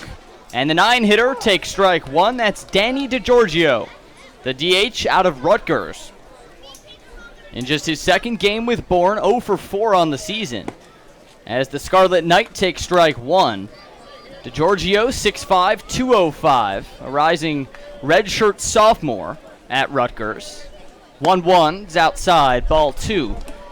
He comes from Staten Island, New York, and he was a member of the All-Big Ten freshman team last year. As Zane's 2-1 is sent, a grounder on the right side, scooped up by big Michael Tolia. He takes it to the bag himself, and there's one away for Zane Collins. Now we flip it to the top of the lineup with Tyler Fitzgerald. It's nice to see Zane Collins with a little bit of run support. The Kettleers picking him up in the last frame, sparked by Michael Tolia with that leadoff double. Coming home to score on Salvatore's RBI triple. That was so fun to watch him speed around for a triple, I believe just the second of the season for Cotuit on the year. Fitzgerald, big swing and a miss for strike one. I think the first was Jacob Goldfarb. Of course, now with the Wareham Gateman. It was against these Bourne Braves. Yep, it was at Bourne. About 2 weeks ago, 0-1 to Fitzgerald, swing and a miss for strike two. It's crazy how fast time flies here on the Cape. 2 weeks ago, the Kettleers were playing Bourne. Jacob Goldfarb got a triple, and now 2 weeks later, he's on the Wareham Gateman. And Bourne, who was then 13-10, as the 0-2 comes in outside, skips in front of Woolforth, a 1-2 count. Bourne at that point was 13-10, nestled in third place. They seem to be the second or third best team in the West. And after losing 9 of 11, they're in the gutter, 15-9-1, 2 games back of the Kets. Here's Zane's 1-2. Fitzgerald cracks it foul down the third base line. Count stays 1-2. Tyler Fitzgerald, 0 for 1 today, the second baseman and leadoff hitter out of Louisville. One of 7 returners to this Bourne Braves team. Not all of them with the team right now, but all of them were with the Braves those first few weeks of the season. As Collins kicks and deals with the 1-2, check swing. He did go, according to Larry Rosenberg, our home plate umpire. And that's the first strikeout of the day for Zane Collins, and now 2 outs in the third. Nice job by Collins, fooling him with the off-speed there. Second time facing the Bourne order, and you start at the top with a nice strikeout of Tyler Fitzgerald. Here's another Staten Island kid, Anthony Prado, out of Yukon. He pulls back a bunt attempt to take strike one in a 2-0 Kettleer lead. Top of the third on a beautiful day at Lowell Park. Zane kicks and deals, sends a sinker in the dirt for ball one. Blue skies overhead, just a few white wispy clouds, and the sun shining. Lowell Park looking good on this Tuesday. As the 1-1 comes to Prado, he sends a high chopper over the head of Brady Smith. Salvi backs him up and sends a throw that's wayward to Michael Tolia, who smartly gets off the bag to keep it in front. But Anthony Prado runs out the infield single, and nearly another great defensive play from Salvi. I thought for a second that Salvatore was going to make that throw deep in the hole. A really high bounce that got over the head of a leaping Brady Smith at third. And a good job by Salvi to back him up. Nice pick, but wasn't able to make a throw in time, and it would have been tough even with Prado running down the line. Here's Jared Triolo, big swing and a miss for strike one. Hey, question. Have you ever seen that, there's a YouTube video, the Trololo video? If not, I'm just going to forget it. You're probably going to have to forget it, my friend. I'll forget it, because that's what Jared Triolo reminds me of. Houston Cougar, 1 for 1 today with a runner at first. Zane's 0-1, curveball outside. Now a 2-1, or still a 1-1 count. 2 runs, 4 hits for the Kets, no errors. No runs on 3 hits for Bourne. And 2 outs here in the top of 3. Anthony Prado takes his lead at first. The pitch from Collins in the dirt for ball 2. Remind me after the game to show you the video. Okay, all right? I feel like my younger siblings would know. Yeah, I mean, it was a hit when we were in kind of middle school, beginning of high school. I don't know, maybe not. Do you think any of our audience knows? It depends who's in the audience today. 2-1, laser up the middle, through for a base hit by Jared Triolo. Prado holds up at second, and Bourne in business with a little 2-out rally and big Spencer Brickhouse coming up. So that's appointment viewing for us after the game. We'll get to that. But meanwhile, Triolo having a nice day. He's 2 for 2 with 2 singles. And now Spencer Brickhouse a chance to get Bourne back in this one. Yeah, this Triolo kid, he's really impressed on the Cape this summer. Lots of power, but also finds a way to hit for contact just like he did there.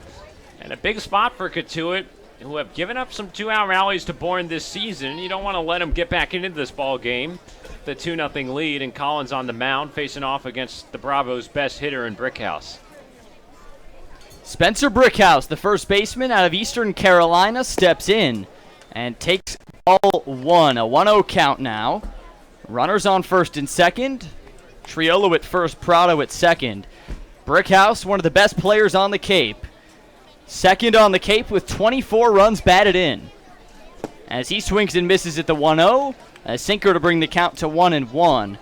Brickhouse hit a home run in the All-Star game, part of a back-to-back home run rally with him and Falmouth's Kyle Stowers to give the West a 4-3 lead, and Brickhouse was named All-Star game co-MVP.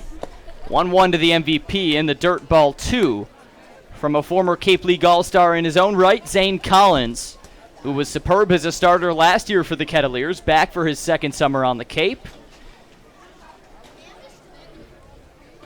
And in a jam right now, looking to get out of it with 2 outs. 2-1.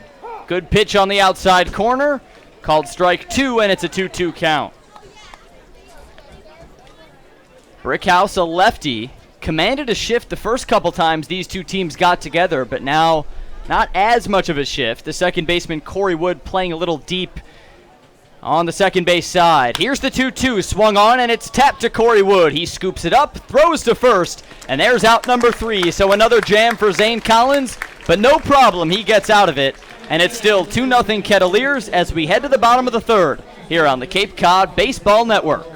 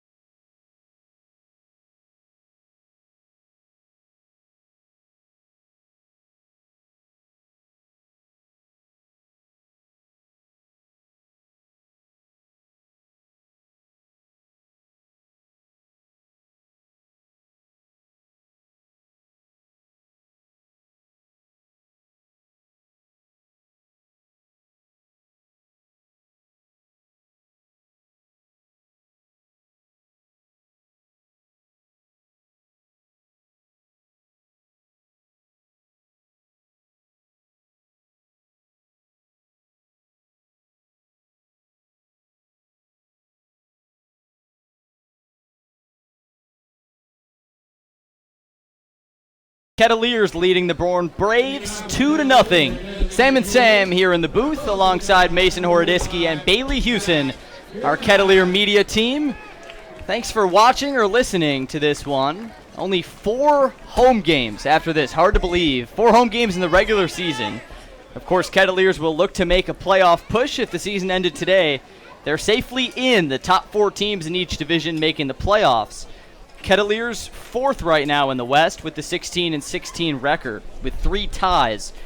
Bourne 2 games back, and the Kets looking to bury them today. Zach Bierman will lead things off, and he takes strike 1 with a big swing and a miss. Battle of the Zacharies right now as Zachary Peak is back on for his 3rd inning of work. He's given up 2 runs on 4 hits. As he kicks and fires to his fellow Zach, and it's a good fastball on the inside corner taken for strike 2. Bierman back in the lineup after a 1-week hiatus, had to head back to school to Coastal Carolina. And then was back for yesterday's game against Chatham as he takes the 0-2. It's a fastball on the outside corner, taken for strike 3. So Zachary Peak sets down Zachary Bierman, and that's 4 Ks for Mr. Peak. Peak is a talented pitcher. You can see why he's generated a lot of buzz coming out of college, had a great season with Winthrop, and his fastball is the highlight of it all. In the mid-90s, he's really blown it by a few of the Cotuit batters today. Here's Garrett Woolforth, who swings and misses at strike one. Woolforth has impressed as a Kettleer, 6 for his first 21. A home run, big home run late Saturday night against Wareham, and 4 batted in as he hammers the 0-1 over the head of Anthony Fitzgerald and into right field for a base hit. Nice knock from Garrett Woolforth. He's continued to impress. A young man who has really worked his way from bullpen catcher to this point. And hey, if baseball doesn't work out for him, which it very well may, this guy could be a meteorologist. Because yesterday, during batting practice, when it was still daytime, he pointed up to the sky, low clouds rolling in. That's going to turn into fog later. And about 3 hours later, we were heading home with the fog out. He takes his lead, and Michael Tolia takes strike one. Weatherman Garrett. Do you think that'll stick? I hope it will. I hope so. But I could never tell fog during the day, but he saw the low clouds rolling in with the wind. He said, we're done for. He read the tea leaves. 0-1 to Tolia. Smash, deep right field. A no-doubter for Michael Tolia. His second consecutive home run. And the Kets take a 4-0 lead. Oh, Michael Tolia is feeling it at the plate right now. What a drive out there to right field.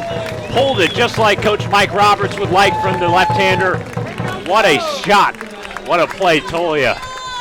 That's exactly what Mike Roberts was working on with Tolia. Getting his glutes out in front and using all of his strength to pull it. And that time, a no-doubter, the right fielder in Jake Gorella, all he could do was backpedal about 2 or 3 paces and watch it fly. 2-run home run for Tolia sends home Woolforth. And it's 4-0 Kets as Duke Ellis takes ball 1 high and tight. Tolia now with a team-leading 5 home runs. And he's got 2 home runs in his last 2 games now with the grand slam yesterday against Chatham. Strike 1 comes into Ellis. That grand slam capped off a 7-run 5th inning.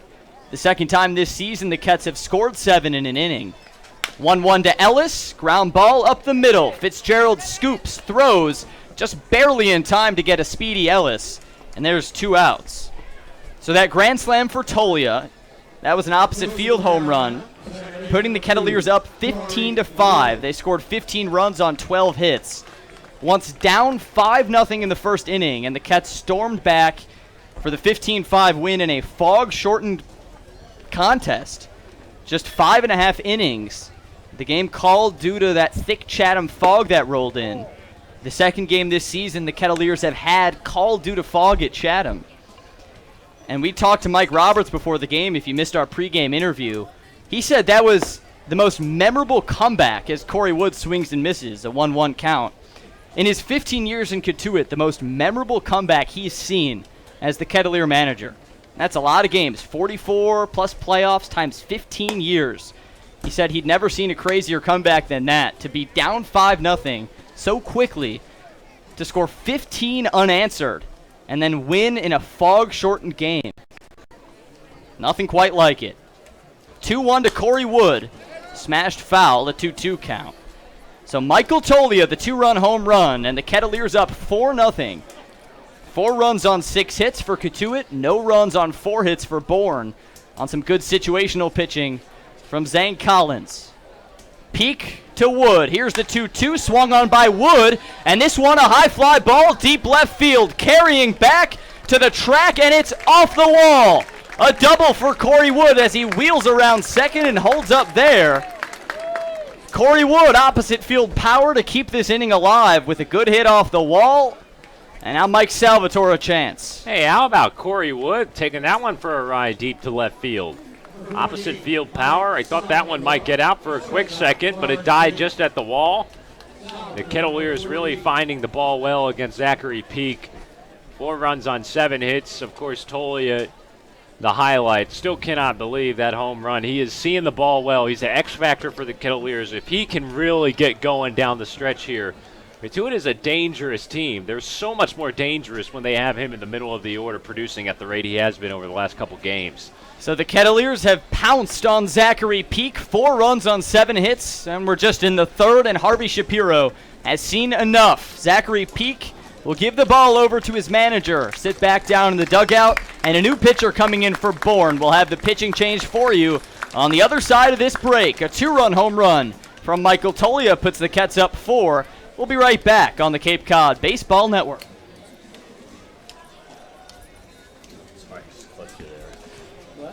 Clip through there.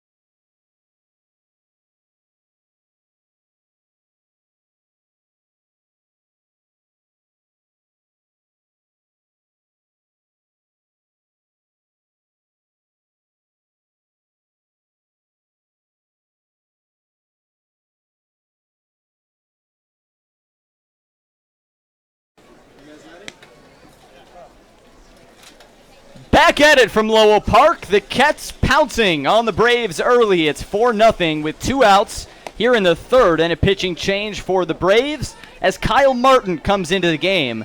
Right-hander, a junior at Fordham University.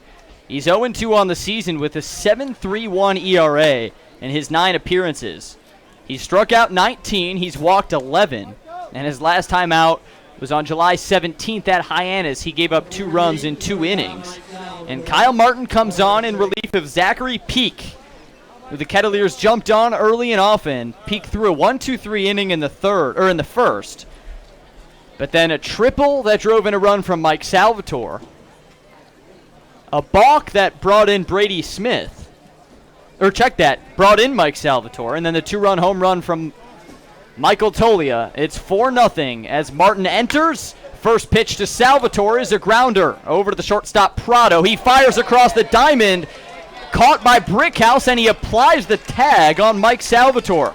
The throw was a little high on Brickhouse. He jumped up and on his way down applies the tag to get the out. So 1 pitch, 1 out for Kyle Martin. But it's Kettleers 4, Braves nothing as we enter the 4th here on the Cape Cod Baseball Network.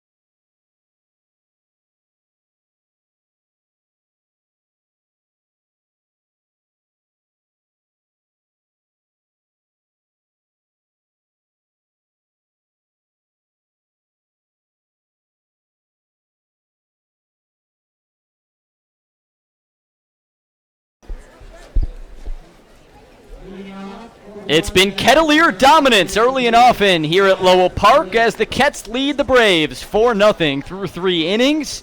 And Zane Collins on to work this frame. He'll face Lyle Lynn, Ashton Bardzell, and David Langer, the 5-6-7 hitters for Bourne. As Collins gets in the windup, here's his delivery to Lyle Lynn. It's a good one. Outside corner, pinned for strike 1. Kettleers placing 4 runs in on 7 hits, capped off by the 2-run blast off the bat of Michael Tolia. And off the bat of Lyle Lynn, a little pop-up foul. Out of play, it's an 0-2 count. Beautiful sunny day, about 80 degrees at Lowell Park, slight breeze blowing out. American flag in left center field just past the Lowell Park scoreboard, moving with the wind. As the 0-2 comes in, swung on by Lynn and popped for a base hit into center field right in front of Duke Ellis. A leadoff single for Lyle Lynn, who stays pat at first. So now Ashton Bardzell coming in to face off against Collins. Bardzell out of the University of Hartford. So a Hartford Cape League connection, and another one today where the YD Red Sox and the Wareham Gatemen actually played a game earlier today, already one final. The game being played in Hartford, Connecticut, home of the Hartford Yard Goats, one of the minor league ball clubs in the Northeast. A 5-0 YD win over the Gatemen. 0-1 count to Bardzell. Sweeping breaking ball outside corner, and it's an 0-2 count. Dunkin' Donuts Park there in Hartford. Of course, that's the former team that pitching coach Jerry Weinstein managed back in 2016. Here's the 0-2 from Collins. Outside, it bounces in the dirt. Woolforth keeps it in front, a 1-2 count. Yard Goats, just a great name, too. That's one of those classic minor league baseball names, the Binghamton Rumble Ponies. The New Orleans Baby Well, that's Cakes. where Tebow is right now. Yes, and he is hitting it right now. He was an all-star. You think he's going to get called up for the Mets? Eventually. I mean, they have to for the PR, right? Yeah. Here's the 1-2 to Bardzell. The Hartford native takes it outside for ball 2. I mean, that just makes itself. The TV ratings, the ticket sales, the jersey sales. But he's actually been playing well. By the end of this season, with the way the Mets season is going, he might actually deserve a call-up. 2-2 the count. Here's the pitch to Bardzell. Swung on and roped into left field. This one tracking towards the pole, and it's foul. Just past the left field foul pole. Would have been a dangerous hit for the Kettleers to handle, but it's a loud strike, and it's a 2-2 count. What do you think? Percentage chance Tebow puts on the Mets pinstripes before we turn the calendar? Turn the calendar in July? Or turn No, like the to year 2019. Oh, okay. 2-2. Chopper. Third base side.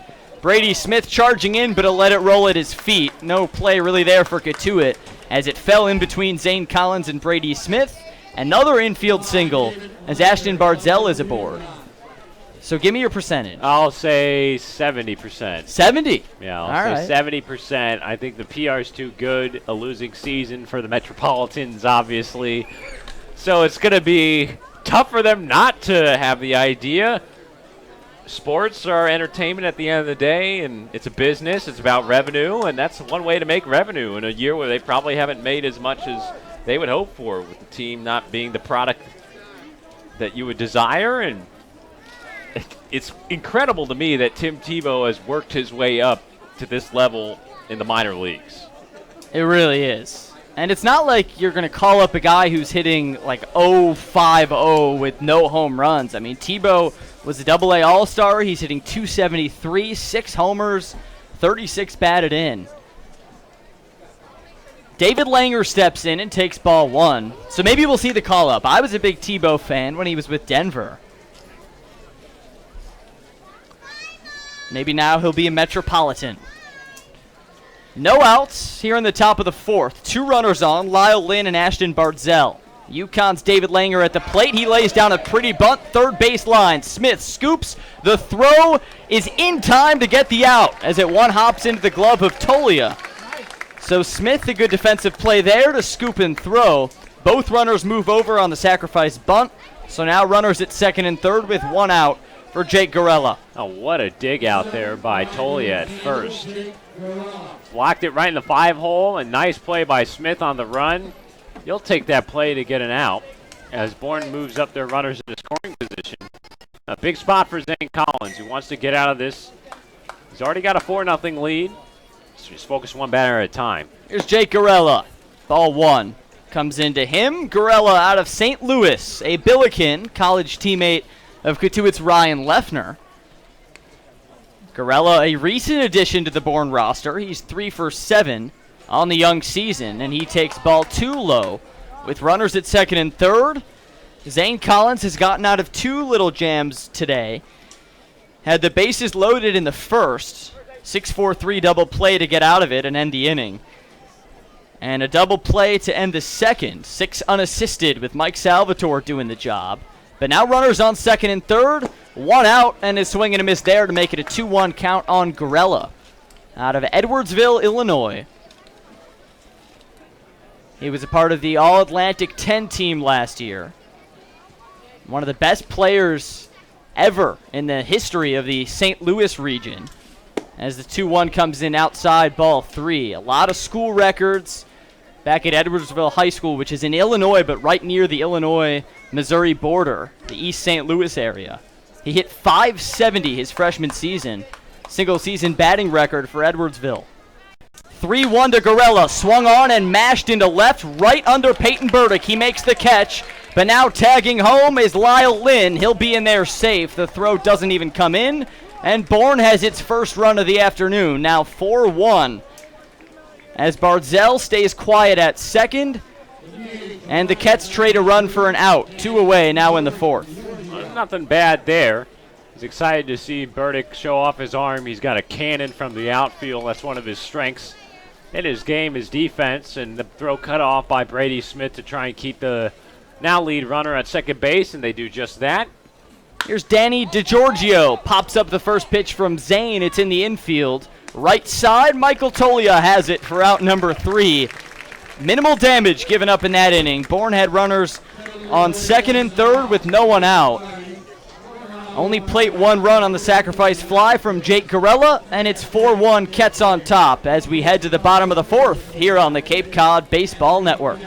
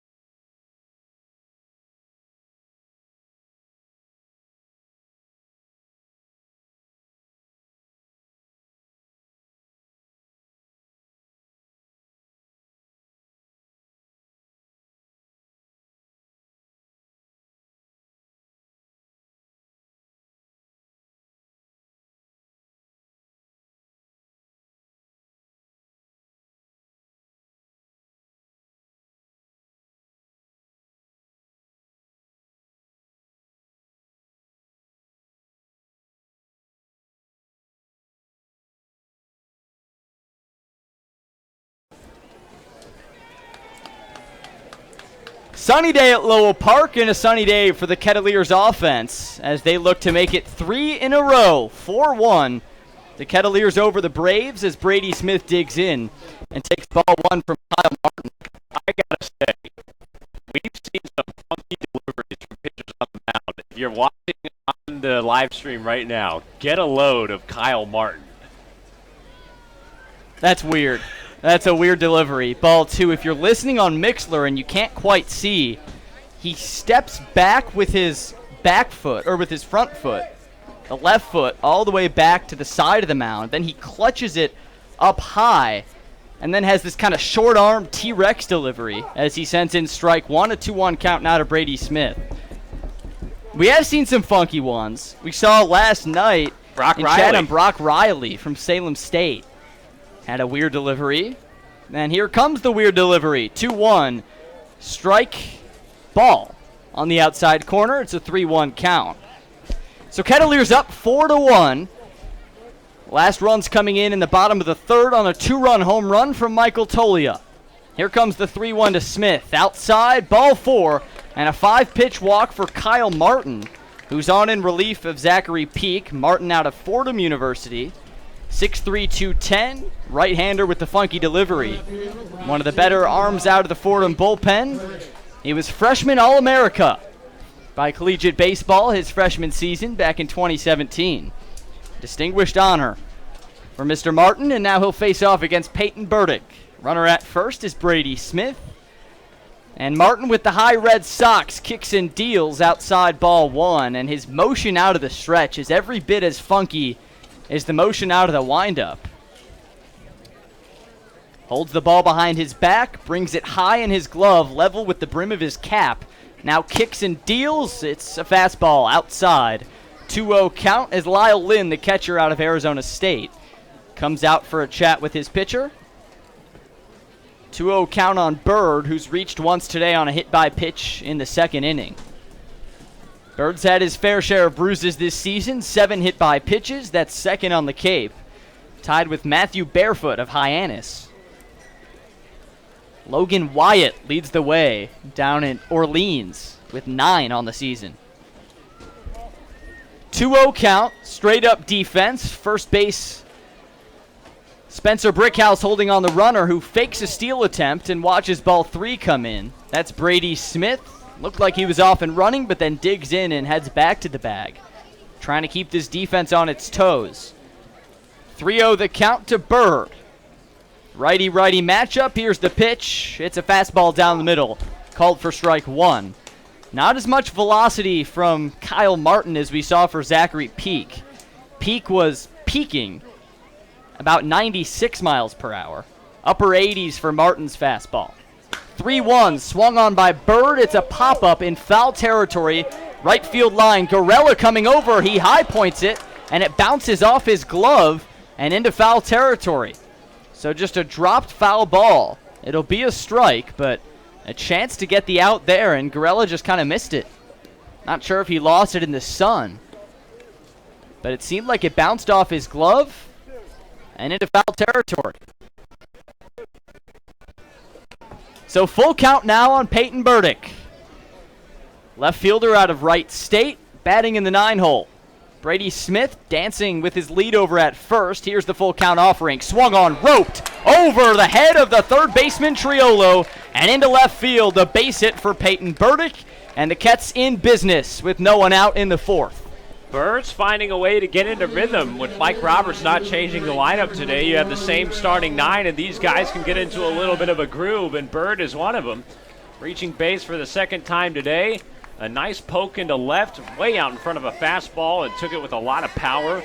That's where he's at his best, pulling it to that left field side. And the Kettleers a little something cooking here in the 4th, trying to extend their 3-run lead. Smith at second, Burke at first, and the leadoff man, Will Robertson, at the dish. Here comes the pitch from Martin. It's a fastball down the pipe. Strike 1 to Robertson. Will is a .268 hitter this season, 3 homers, 20 batted in. He has hits in 9 of his past 10 games and runs batted in 3 of his last 4. As he takes the 0-1 high and tight, turning him back a bit, a 1-1 count.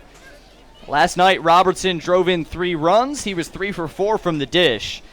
In that 15-run explosion for the Kettleers in just 5.5 innings, the fog-shortened win over Chatham.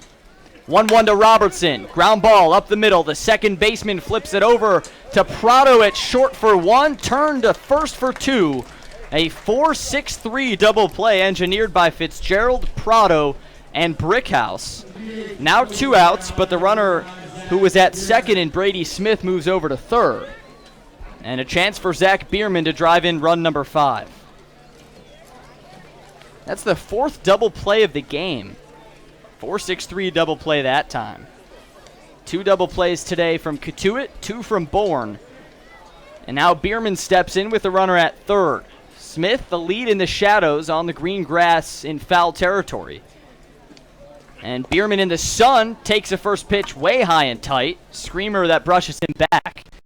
1-0 count to Bierman. He's 2 for 2 today with the ground out and the strikeout, but yesterday 2 for 3 with 3 RBIs and a 2-run home run in the second at Chatham. 1-0 to Bierman. Swung on, and it's a high fly ball, foul. On the left field side, it drops right near the Cotuit bullpen, where Deacon Metters is warming up. 1-1 count now with 2 outs to Zach Bierman. And after yesterday's game, Mike Roberts was exuberant that Bierman's back in the lineup and back in a big way with the home run yesterday. After taking a week off, he's back and looking sharp. As he sets to face Martin, the 1-1 is a fastball. Some high cheese taken for strike 2 as Zach Bierman steps out to refocus. 4-1, Kettleers over the Braves. In the bottom of the 4th, man on third, Brady Smith takes his lead. A 1-2 count with 2 outs to Bierman. Martin out of the stretch. High and outside, ball 2. Garrett Woolforth on deck and Michael Tolia in the hole. A pivotal game between the Kettleers and the Braves, with the Kets having a 2-game lead at the bottom of the West. Here comes the 2-2 to Bierman. Outside, ball 3. The Kettleers come into this one 16-16-3 with 35 points. You get 2 points for a win, 1 for a tie, none for a loss. Bourne 15-19-1. Top 4 go to the playoffs. A pivotal week with 3 games between these two. Payoff pitch, swing and a miss at some high cheese as Kyle Martin sets down Zach Bierman on strikes, and the Kettleers strand a runner at third, but they still lead it 4-1 as we head to the 5th here on the Cape Cod Baseball Network.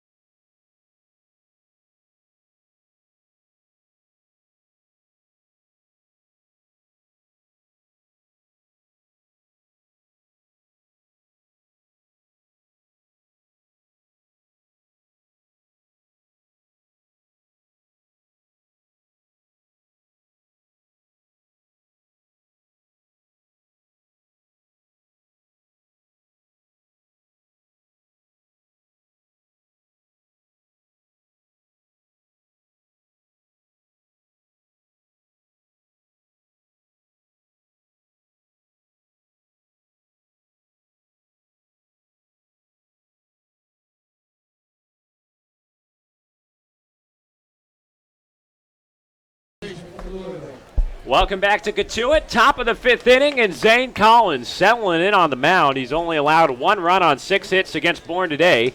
And the Kettleers with a 4-1 lead at home as the Bravos back at the plate. It's Tyler Fitzgerald, the leadoff man, to start things off, swinging a miss through a big sinker for strike 1. Anthony Prado on deck, then Jared Triolo. Collins, a left-hander, winds up and deals. His 0-1, sinker just on the outside corner. Called strike behind the plate by Larry Rosenberg. 0-2 the count. Cotuit up by 3. Michael Tolia's 2-run home run, making it 4-0 after 3. And Bourne put on 1 with the RBI sac fly from Jake Garella back in the 4th inning. Sun's starting to set down here at Lowell Park. Beautiful Tuesday for some baseball as Cotuit looks for their third win in a row. It's a foul ball on a curve ball from Fitzgerald. He's just able to get a piece and stay alive with a 1-2 count. Cotuit 1-2 against Bourne this season, looking to even up the series. 2 more against the Bravos this week. Thursday at home and then on the road on Sunday. Ground ball, left side, slow. A bad hop for Brady Smith at third. It makes a late throw just in the nick of time across the diamond for out number 1. Good job, Brady Smith. That was a tough bounce right on the inset of the infield grass.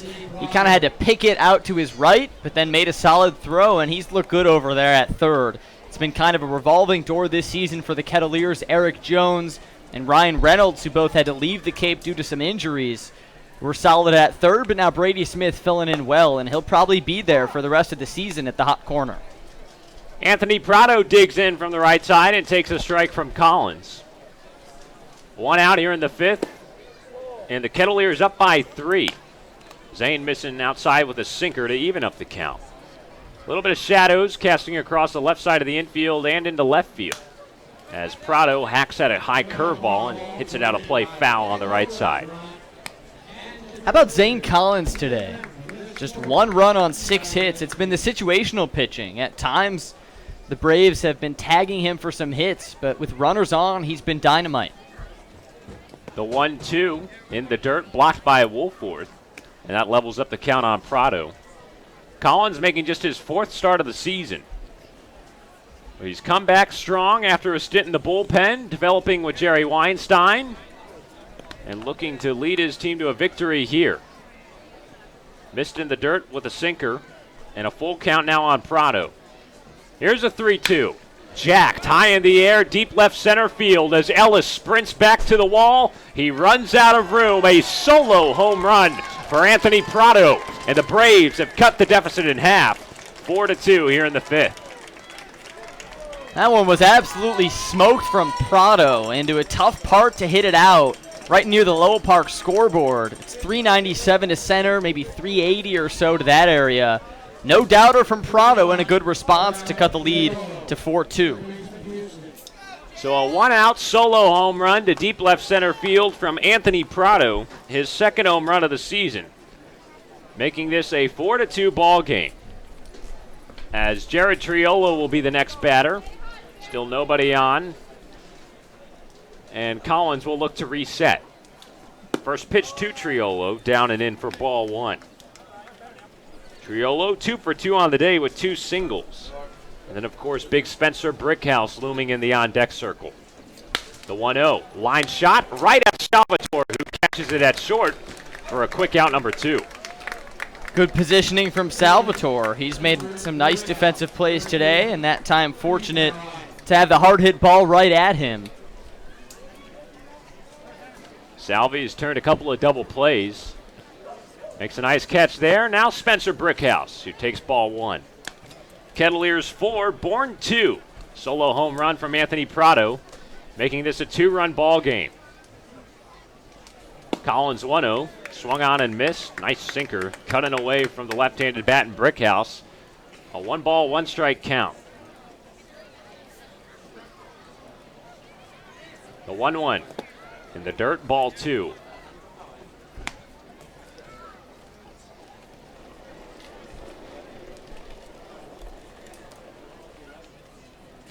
The 2-1 offering. There's a good sinker on the outside corner. Evening up the count. 2 balls and 2 strikes on Spencer Brickhouse, who's 1 for 2 today with a single. First base from Eastern Carolina. The 2-2. Popped up high in the air, shallow right field. Corey Wood, the second baseman, backpedaling and will shift over to make the catch for out number 3. So no harm done here. Just the 1 home run from Anthony Prado. And Zane Collins with a nice little inning after that to make it a 4-2 ball game as we head to the home half of the 5th here on the Cape Cod Baseball Network.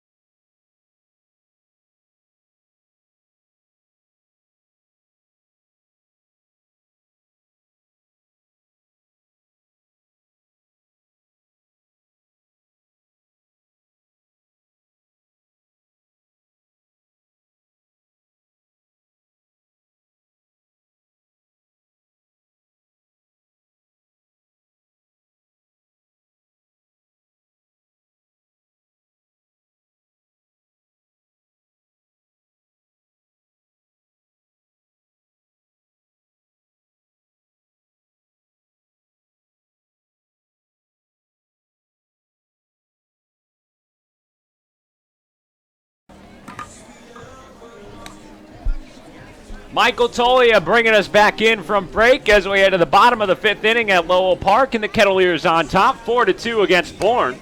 Tolia, big reason why, 2 for 2, with a double and a 2-run home run back in the 3rd inning. His 5th home run of the season, his 2nd in 2 days with a grand slam last night against Chatham. And he will bat 2nd in this inning as Garrett Woolforth leads things off. Duke Ellis will come to the plate 3rd. So Woolforth, Tolia, and Ellis to face the right-hander from Fordham, Kyle Martin, who's on for his 2nd full inning of work out of the bullpen, relieving the starter Zachary Peak, who went 2 2/3, allowing all 4 of the Cotuit runs on 7 hits. Deliberated delivery to Woolforth, who pops up a little flare into right field on the first pitch he sees. And a leadoff single for the Kettleers here in the home half of 5. This guy just finds ways to get on. He had a similar bloop single yesterday against Chatham. Now 2 for 3 today, spelling him 8 for 23 as a Kettleer. Such impressive stuff from Woolforth. Woolforth gets on to start things off, and now Michael Tolia will be back at the plate. A 2-run home run to deep right field in the visitors' bullpen. That was always going to get out, a no-doubter, and the Kettleers up by 2 because of it. First pitch to him, slider in the dirt for ball 1. Woolforth on first with the leadoff single. Cotuit up by 2, and the Bourne infield at double play depth. Tolia, the big switch hitter, batting from the left side here. Martin comes set. The right-hander kicks and deals. Up high with a fastball, 2-0. So Bourne scoring 2 unanswered. 1 in the 4th on the sac fly from Gorella. And then Prado's solo home run at the top of this 5th inning, cutting the Cotuit lead in half. The 2-0. Inside, and it gets off the glove of Lyle Lynn behind the plate. That will allow Woolforth to move up to second base. Pass ball and a 3-0 count on Tolia.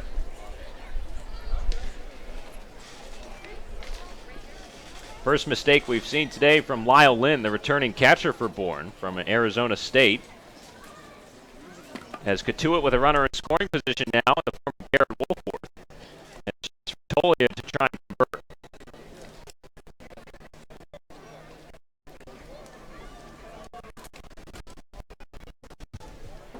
The 3-0.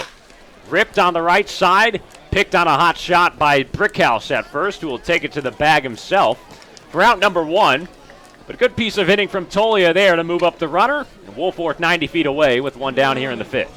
Hard hit ball to the pull side. That's what Mike Roberts and the Kettleer coaching staff want to see from Tolia. Already with the double and home run today. No harm done there as he moves the runner over.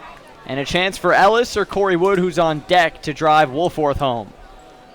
Duke Ellis at the plate, and the Bourne infield will come in on the grass. 1 out and a runner on third. Ketts up by 2.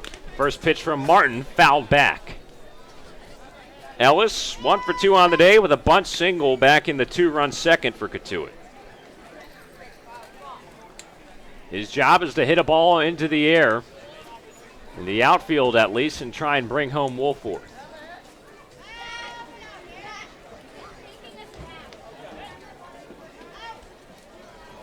Martin, the right-hander from Fordham, on the mound with those red-high socks with the gray pants, looking in for a sign. All 4 Bourne infielders on the grass, and Martin will step off the rubber and ask for the signs once again.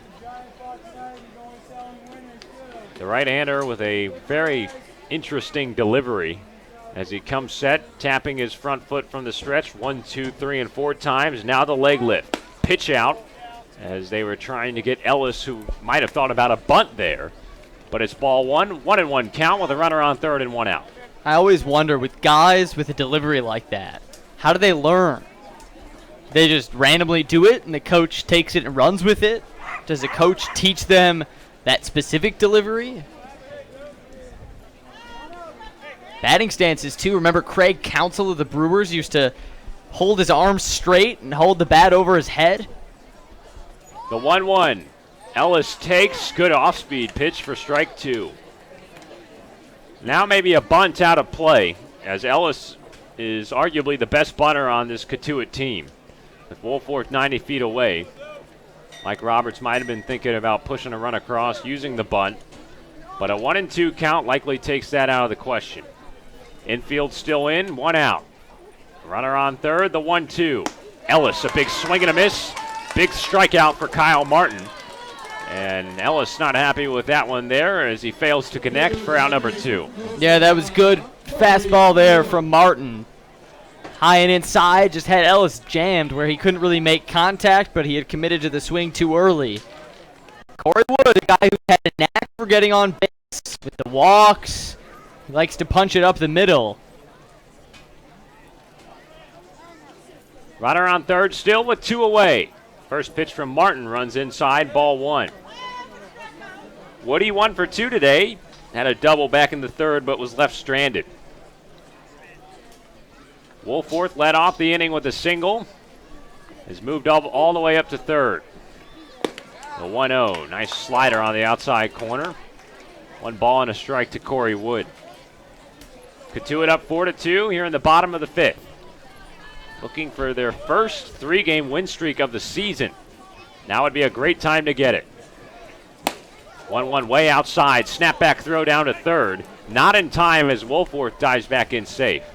Lyle Lynn thought about getting him as there's a pitch out there as Woolforth able to get back in. Dirt on his pants. Now he takes his lead. Martin set, Wood in the batter's box.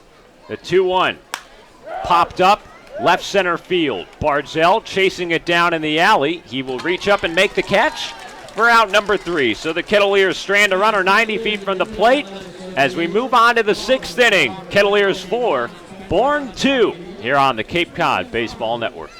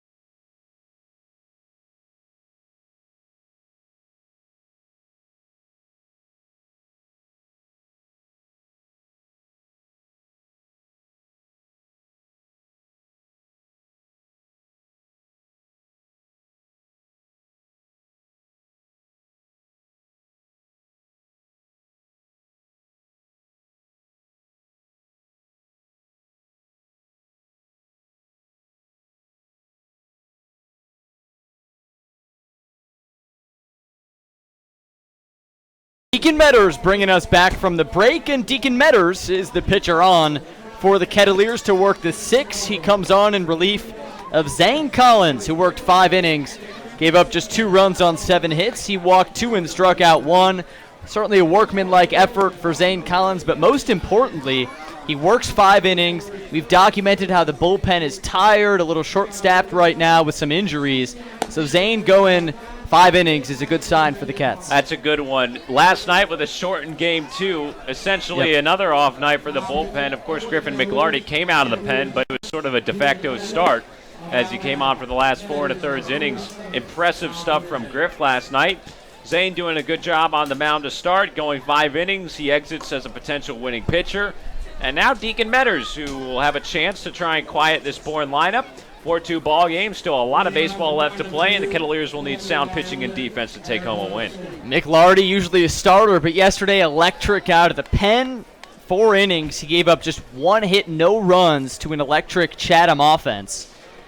I saw him by the water fountain before today's game and asked him about his performance, and he said especially the strikeout of Spencer Torkelson as Lyle Lynn fouls one off, an 0-1 count. He struck out Spencer Torkelson looking in the 2nd inning, worked a 3-0 count to 3-2, and then froze him on a good breaking pitch. And he said that specific strikeout, he was talking to his dad later that night, about how that's one he'll always remember. He'll be able to tell his grandkids that he struck out Spencer Torkelson. And a great effort from Griffin McLaurie in that 15-5 win. As ball one comes into Lyle Lynn, it's Lynn, Bardzell, and Langer due up in this inning against Deacon Metters from Tuscaloosa, Alabama. At the University of Alabama right now, entering his junior season. He fires in ball two. Deacon a 1-0 record this year, 4.68 ERA. He has walked just 9 and struck out 28 in 25 innings. Swing and a miss for strike 2 on Lyle Lynn. And Metters ahead 2-2 now. Straight up defense. Smith, Salvatore, Wood, and Tolia lining the infield. Here comes the 2-2 from Deacon. Swung on, poked out into right field. Robertson under it as he backtracks and makes the grab for out number 1. So one away now for Deacon Metters, who has the Alabama Crimson long sleeve shirt under his Kettleer jersey rolled up to the sleeves. That's something we didn't see at the beginning of the season. But now representing the Crimson Tide with that shirt, also the Alabama cleats. As Ashton Bardzell comes up, first pitch he sees his way inside for ball 1. It's 4-2, Kettleers on top of the Braves in this pivotal matchup. As the 1-0 comes in, swung on, high pop-up, right field. Will Robertson tracking in, he makes the catch, there's 2 gone. So this is the first of 3 games in the next 6 days against Bourne for Cotuit.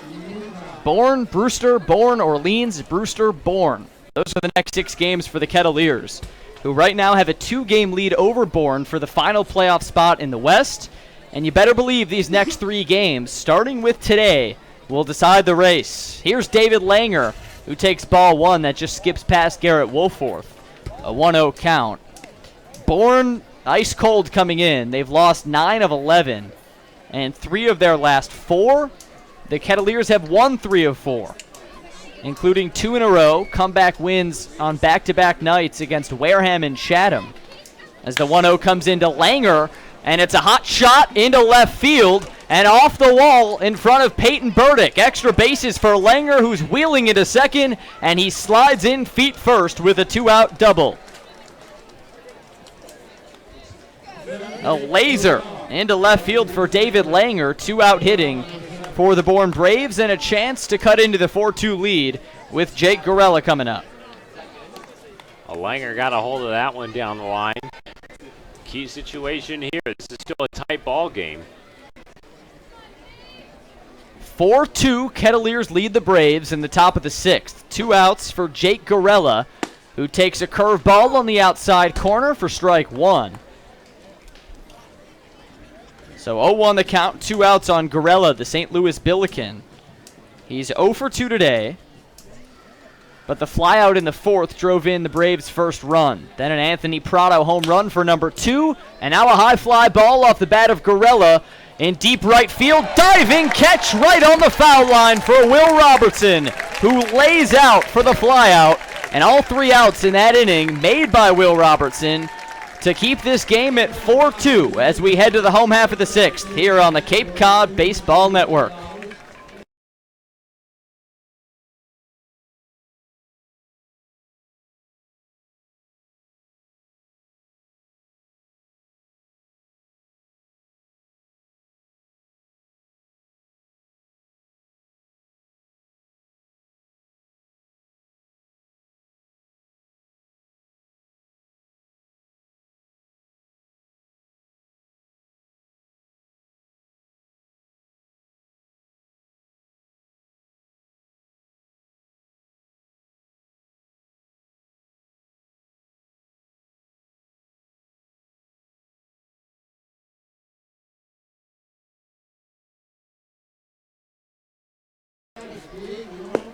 Welcome back to Lowell Park. Hope you're doing well on this Tuesday afternoon / evening, whatever time zone you're in.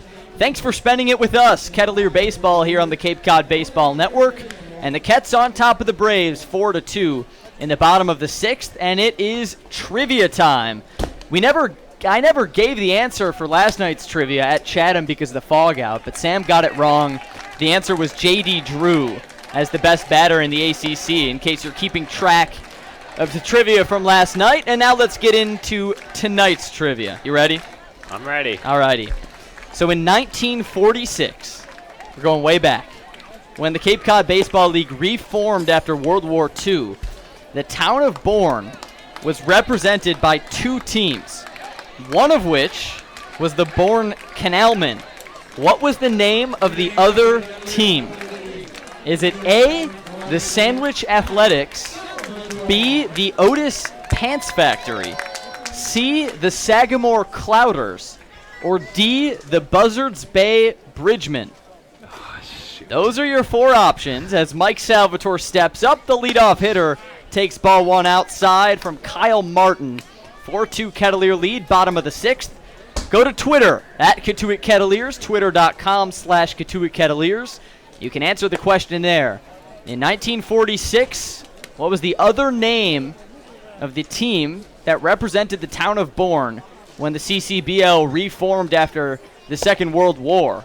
Sandwich Athletics, Otis Pants Factory, Sagamore Clouders, or the Buzzards Bay Bridgemen? It's not D. Why so quick? That sounds like something you just made up. Sounds like something you just made up for alliterative name. Bridgeman? Really? Bridgeman? There's no way. Salvatore, ground ball, diving stop by the third baseman Triolo. Throw across the diamond, stretch from Brickhouse in time to get the out. An unbelievable defensive play from Jared Triolo. And the stretch from Spencer Brickhouse, and now I think they're reversing course, or maybe considering it. Mike Salvatore, under the direction of first base coach Brady North, staying on first base. As now the 3 umpires come in to conference. It was the first base umpire, Mike Collier, who initially said out, but now he reverses course and says safe, indicating with his arms, waving them to the right, saying that Spencer Brickhouse was off the bag when he caught it. So an infield single from Mike Salvatore, and nearly one of the defensive plays of the year, as Spencer Brickhouse is also right now being checked out by one of the Bourne trainers.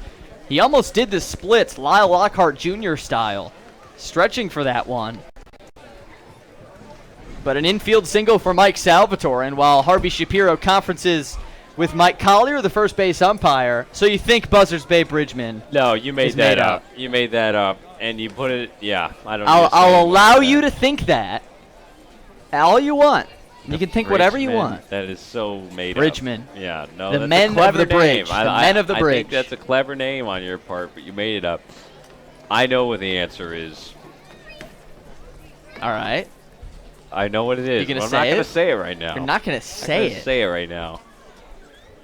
Now, what's kind of throwing me off here is that every single one of these choices, you had a lot of fun with this question because you had the chance to make up 3 of these 4 choices, or at least 2 of them, at least one. Sandwich Athletics is very appealing. Otis Pants Factory, Sagamore Clouders. We put the Sagamore team in another question that was Bourne themed earlier in the year. Remember that? And I think it was just smoke. I think you even said they don't even exist. But I'm not sure. They make a return. Who knows? Here's Brady Smith. Runner going, but a foul ball off of Brady Smith himself. 0-1 count as Salvatore retreats back to first.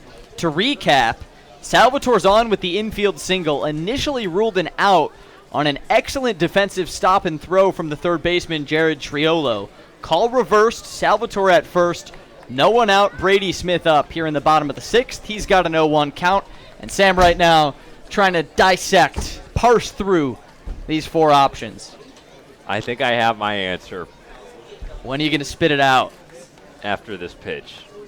Here's the pitch, runner going again, swing and a miss. The throw from Lyle Lynn down to second is in time. He got the runner by a mile. And out number 1 comes in as Mike Salvatore is caught stealing. And now Sam will deliver the answer. B, Otis Pants Factory. Wow, B, Otis Pants Factory. All right. And any reason why? They were calling to me. They The were Pants calling to me. Factory. Otis Pants Factory. All right. 0-2 the count. Here comes the pitch to Brady Smith. It's just outside off the plate. A 1-2 count on a 92-mile-an-hour heater from Kyle Martin. So Sam guessing B, the Otis Pants Factory, as the other team that represented the town of Bourne. Here's the 1-2 to Smith, outside ball 2. So the Bourne Braves didn't become the Bourne Braves until the 1980s, entering the Cape League modern era. An expansion team along with the Brewster Whitecaps. As the 2-2 comes into Smith, and he takes it for ball 3 again outside, and it's a full count. So give us your input. We'll give you the answer in the bottom of the 7th, right after the stretch. Answer on Twitter. We'll see if Sam got it. Otis Pants Factory, his guess. Right now, the Sandwich Athletics have the lead on Twitter. As the payoff pitch comes in inside for ball 4, and Brady Smith on with the 1-out walk. It was unfortunate that Mike Salvatore got thrown out trying to steal second. But a good job by Brady Smith to get on. He's reached it all 3 times at the plate. A couple of walks. Now let's see if Bird can keep it going. Here's Peyton Burdick. He's reached twice today, a hit by pitch and a walk to his name. He steps in and takes ball 1 outside, a 1-0 count to Bird. The Wright State Raider in the home white pinstripe uniform. The back right part of his pants dirtied up from the infield dirt from a slide earlier today as he launches this pitch high and far, but hooking foul on the left side as it disappears into the trees. Wow, that was an absolute missile off the bat of Bird as he laughs stepping back into the batter's box. Crushed it, but out in front, and it's strike 1. Almost had it that time. Wow. That was a rocket. One of the longest foul balls you'll see.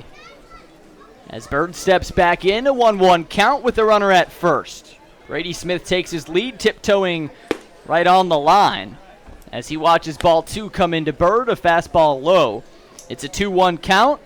If you're just joining us, welcome on in. Kettleers on top of the Braves in this first of 3 games between the two sides this week.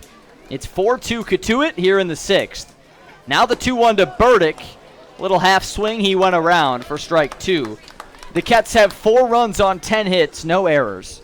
2 runs on 8 hits with no errors for Bourne. Kettleers scored 2 runs in the second, highlighted by an RBI triple from Salvatore. And then 2 in the third on a 2-run home run from Michael Tolia. 2-2 the count. Here's the pitch to Burdick. He pokes it foul on the right field side, and the count stays 2-2. Kettleers looking to win 3 in a row for the first time this season. Hard to believe, but this is a team without any sort of streak this season. If you consider a streak, like I do, to be the same result more than 2 times in a row, the Kettleers are void of those. As the 2-2 comes into Bird, he swings on it, sends a high fly ball shallow right field. Jake Gorella roams in and makes the catch. So no 3-game winning streaks this season. No 3-game losing streaks this season. It's been win, loss, loss, win, win, loss. Just trading those wins and losses. But with a win today, the Kettleers would have their first 3-game win streak of the season. And now Harvey Shapiro is going to make a pitching change with the lefty Will Robertson coming up. The righty Kyle Martin will take a seat. Pitching change for Bourne with 2 outs in the bottom of the 6th.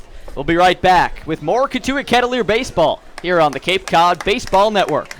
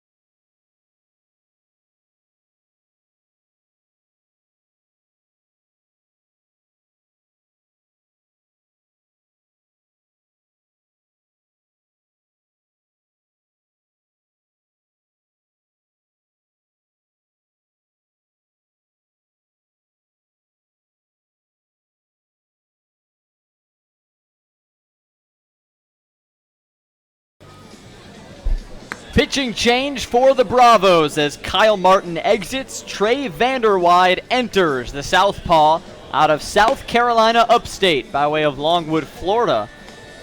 He comes in with a 3.98 ERA, 12 strikeouts, and 9 walks. He's faced the Kettleers in each of the previous 3 games this season that these two have played. 5 innings this season against the Kettleers. And he has given up 1 earned run on the season to Cotuit. Coming in now to face off against Will Robertson, Harvey Shapiro favoring the lefty-lefty matchup. A runner at first, that's Brady Smith, and it's a 4-2 Kettleer lead with 2 outs in the bottom of the 6th. Home plate umpire in his powder blue uniform, Larry Rosenberg, dusting off home plate, and we're ready to continue action on a wonderful Tuesday evening on the Cape. Hope you're having a good one wherever you join us from. Entering the dog days of July. Hard to believe this season coming to a screeching halt. 4 more home games in the summer of 2018, at least as far as the regular season is concerned. But Kettleers looking to extend it with the playoff run. First pitch to Will Robertson. He swings right through it. An 0-1 count from Trey Vanderwide. Robertson 0 for 3 today. Comes in with a hit in 9 of his previous 10 games, turning his season around. The leadoff man for Cotuit. Smith takes his lead at first, the 0-1. Breaking pitch pinned on the outside corner for a called strike 2. Clouds overhead now, some darker gray clouds rolling in. Right now the sky about half blue and half gray, with the midpoint right down the middle of the field. There's a ball in the dirt, and the runner's going to go. Brady Smith takes off and slides in safe at second base. Taking advantage with some aggressive base running. The ball didn't get behind Lyle Lynn. It just kind of got away in front of him. Bouncing in the dirt, Brady Smith takes second base. And now a 1-2 count to Will Robertson. Opportunistic base running from Smith there, making sure to get up into scoring position, and now the Kettleers a chance to make it a 2-out RBI situation, which would be much needed. A 2-run ball game. Bourne is stalling a little bit of the momentum back at the plate. Cotuit only 3 hits since going up 4-0. Let's see if Robertson can get his first one of the ball game. 1-2 the count, 2 outs, and Brady Smith a tiptoe lead at second, right in front of the shortstop in Prado. 1-2, rope, but caught by the second baseman Tyler Fitzgerald in perfect position to make the play, and he ends the inning. So the Kettleers get a few runners on, but Salvatore caught stealing. Brady Smith stranded on that out, and the Kets still on top, 4-2. As we head to the 7th, we'll be back with more Kettleer baseball here on the Cape Cod Baseball Network.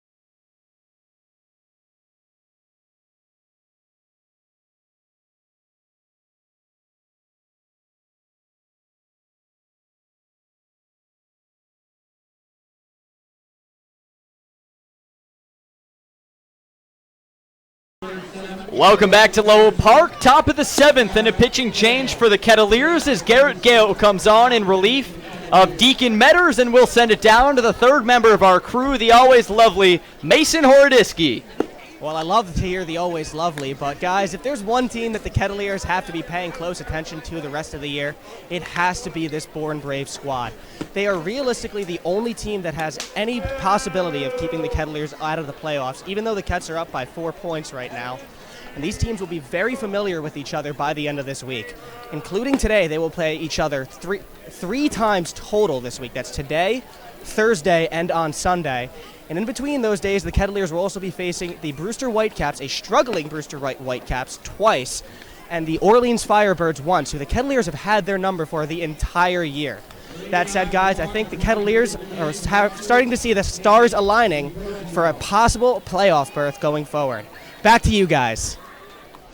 Thank you so much, Mace. That's Mason Hordisky, third member of our crew. And certainly an important week for the Kettleers. Fortunate that they get maybe an easier strength of schedule down the stretch. Last place Bourne 3 times, last place Brewster a couple times. And also, how about the Brewster Whitecaps? Only 2 points back of the all-important 4th spot. As the first batter seen by Garrett Gale is seen with the ball hitting his wrist. It's Danny DiGiorgio who takes a fastball on the upper part of his wrist. The hit by pitch, he'll take first base. So Garrett Gale on in relief of Deacon Metters. Deacon pitched an inning, gave up 1 hit but no runs. A clean slate for him. And Garrett Gale comes on in, the Kettleers closer this season, the second best ERA on the team, and nearly perfect 0.58. He's given up just 1 earned run on the season. And the 6'1", 200-pound junior righty out of Rice University comes on for maybe a 3-inning save, although maybe we'll just see him pitch an inning or 2, and then another Kettleer arm could come in. Some action in the bullpen still. Looks like Ryan Leffner warming up as Tyler Fitzgerald fouls off the first pitch. An 0-1 count. It's 4-2. Kettleers lead it. 4 runs on 10 hits for Cotuit, 2 runs on 8 hits for Bourne. Top of the 7th.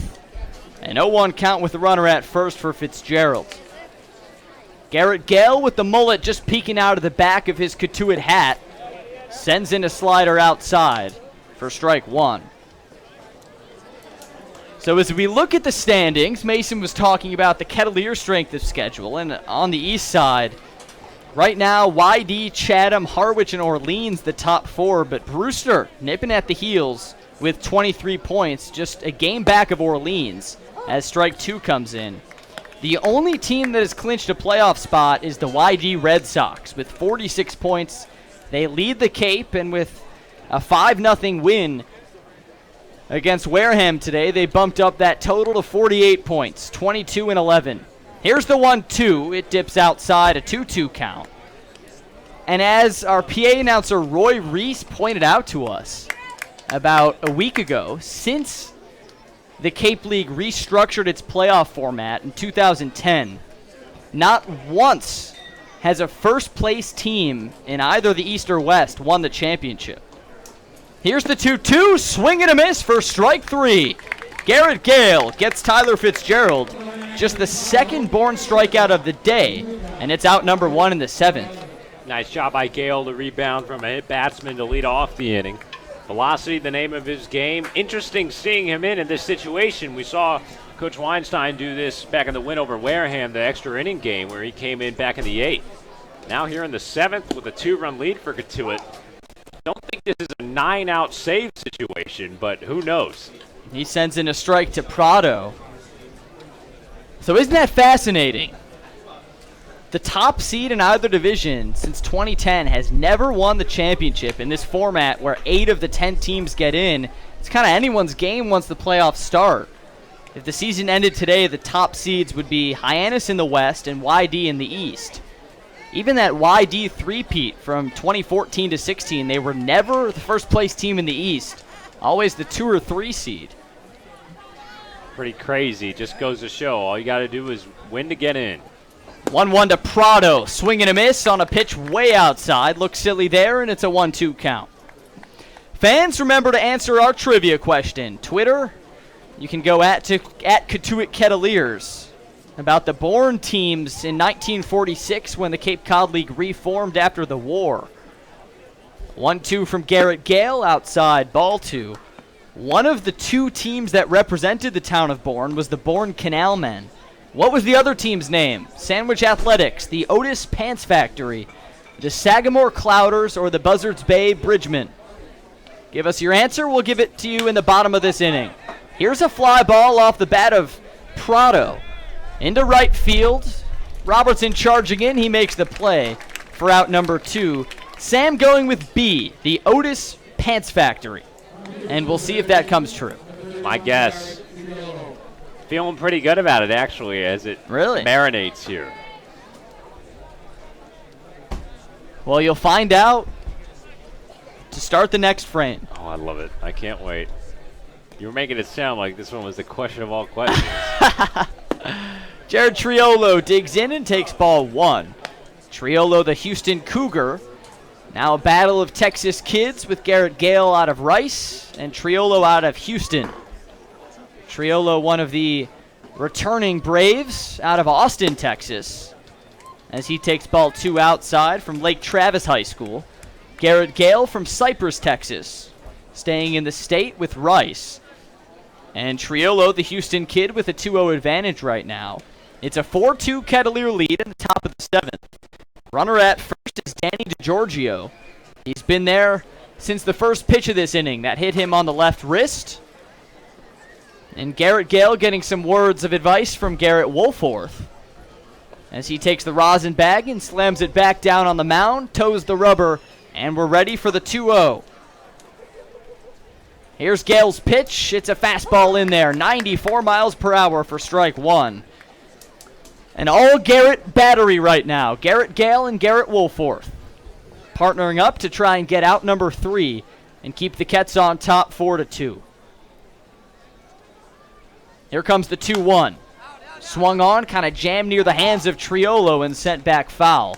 A 2-2 count. Big spot for Gale here. Triolo and then Brickhouse looming on deck. You want to try and sit down this batter. That way you don't have to worry about going up against Brickhouse with multiple runners on. Here's the 2-2 with 2 outs. Swung on and roped into center. Charging in Ellis. It drops at his feet for a base hit. A single that will see DiGiorgio advance to third. He goes first to third on that bloop single. And now Bourne really in business with 2 runners on, 2 outs in a 2-run ball game, and big Spencer Brickhouse looming. Wow, there you go. Duke Ellis playing a little farther back in center field, and that's why he wasn't able to come on and get that catch. Alert base running by DiGiorgio to move all the way up to third in a huge spot. Spencer Brickhouse at the plate, Garrett Gale on the mound. Love the matchup. Jerry Weinstein sensing the moment. He'll trot out for a chat with Garrett Gale. Weinstein, no windbreaker today. Hot day, about 80 degrees in Cotuit. He's got the bright red stirrups as he chats with Gale. It's a 4-2 Kettleer lead. Top of the 7th, a runner on third, that's DiGiorgio. At first is Triolo and Spencer Brickhouse, who leads the Cape. Or second in the Cape, rather, with 24 RBIs. Has 4 home runs on the season, was the All-Star Game MVP in the 4-3 West win. One of the most dangerous, potent hitters on the Cape will come up. The biggest at-bat of this ballgame so far. Brickhouse has been so dynamic this season, but kind of slumping into this game. Hitting just 154 with no home runs in his last 10. But looking to break that here with runners on the corners, 2 outs. Gale against Brickhouse. Here comes the first pitch to Brickhouse. It's a heater outside for ball 1. So the Kets led it 4-0 in the third after Michael Tolia's 2-run blast. But a run from Bourne in the 4th and the 5th make it 4-2. 1-0. Popped up in foul territory, left side. Here comes Brady Smith on the edge of the dugout. He reaches over and makes the catch. An important one for out number 3. And Bourne strands 2 runners. Garrett Gale gets out of the jam. And the Kets preserve a 4-2 lead. Time to stretch here at Lowell Park. We'll be back with the bottom of the 7th in just a moment.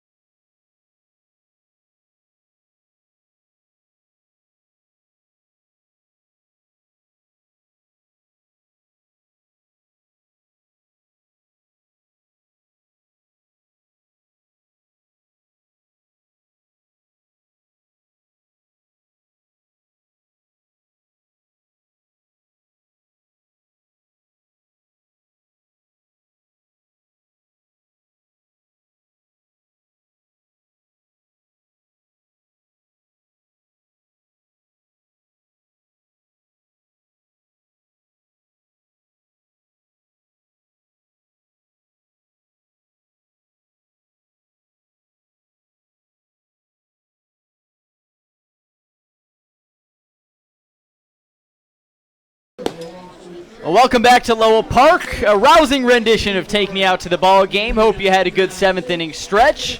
And the Kettleers are on top 4-2 as we head to the bottom of the 7th. Zach Bierman, Garrett Woolforth, and Michael Tolia will bat here 2-3-4 against the lefty reliever in Trey Vanderwide. And now time to circle back to our broadcast trivia question, which was in 1946 when the Cape Cod Baseball League reformed. After World War II, the town of Bourne was actually represented by 2 teams, one of which was the Bourne Canalmen. So my question, what was the other team's name? Was it A, the Sandwich Athletics, B, the Otis Pants Factory, which was Sam's guess, C, the Sagamore Clouders, or D, the Buzzards Bay Bridgemen? The leading vote getter on Twitter is the Sagamore Clouders with 33%. Receiving the fewest votes with 17% was the Otis Pants Factory, which the man to my right selected. I'm feeling bad about it now. Oh, you were riding a high earlier. I'm feeling bad about it. Here comes the 1-0 to Zach Bierman as Vanderwide kicks in, deals, swung on, and smoked but foul off to the right side, a 1-1 count. All right, so you're feeling bad. Yeah, just give me the answer, man. You want me to peel off the Band-Aid? Do it. You're wrong. The answer is C, the Sagamore Clouders. 1-1 to Bierman, swing and a miss, strike 2. The Sagamore Clouders. What have I done? So you were right that I made up the Buzzards Bay Bridgemen. Yeah. That was the only one I made up. I figured. Sandwich Athletics was a team, 1-2 tailback foul, but Sandwich is its own town, so it wasn't represented by the town of Bourne. Otis Pants Factory was kind of made up. I don't have as creative of a mind to just make up the name Pants Factory. First the 1-2 from Vanderwide, swung on, chopped right side. Fitzgerald gloves it and throws to first. There's one out here in the 7th. So one of the teams after World War II was the Orleans Pants Factory. So there was no team in Otis, and I was hoping to get you on that, because we also had another trivia question earlier in the year with Otis in it, where Bourne beat Otis 45-1. That was the biggest demolition in Cape League history, and Otis is a military base near Bourne. So in theory, they could be represented by the town of Bourne. As Garrett Woolforth takes ball 1, but the answer, the Sagamore Clouders. You know what a clouder is? Because I didn't. I do not know. Apparently a clouder is one who clouts, which is striking. Now 1-1 count as Woolforth swings through the second pitch. So clouting is apparently like making contact. So like hitting a home run is a clout. So the Sagamore Clouders. That was the team. The Bourne Canalmen and the Sagamore Clouders. 1-1 to Woolforth. Clouded but foul. Down the third base line, now a 1-2 count. Is that now in our broadcast vocab? Yep. This one clouded deep to right. See ya. 1-2 count right now. 1 out to Woolforth. And if you knew your Bourne geography, you could have got this one easy, because Sagamore is within the town of Bourne. As the 1-2 comes into Woolforth, and he chops it right to the shortstop, Anthony Prado, who stabs and throws to first. There's 2 gone in the 7th. So Sagamore is not a town, it's a CDP, a census-designated place within the town of Bourne. So their team was representing Bourne as well. Okay, I see. I should have used some more context clues. Otis Pants Factory. I was feeling bad after it. Oh, well, I don't blame you, because there's no way I could make up the Otis Pants Factory. That's beyond my creative capabilities. As Michael Tolia launches one way foul out in front of it down the left field line, an 0-1 count.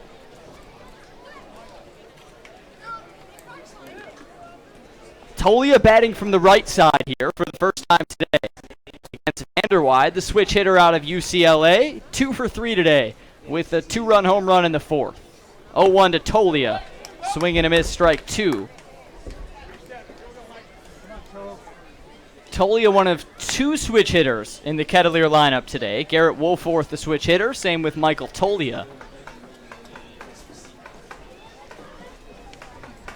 Brian Roberts, son of Mike Roberts, was a switch hitter in his long MLB career. Here's the 0-2 with 2 outs, taken high and outside. There was an interesting article I found online about switch hitters. It's going way down in the major leagues. Chipper Jones, who's regarded as maybe the best ever, when he came in the league as the 1-2 comes to Tolia, swing and a miss, strike 3, drop third strike, tag applied for out number 3. Switch hitters are down from 20% when he entered the league to 13%, so turning into a lost art as the switch hitter Tolia gets struck out, and a 1-2-3 inning for Trey Vanderweide. It's a tight one as we enter the home stretch. Go into the 8th, Sam Niederman on the play-by-play. It's Cotuit 4, Bourne 2 here on the Cape Cod Baseball Network.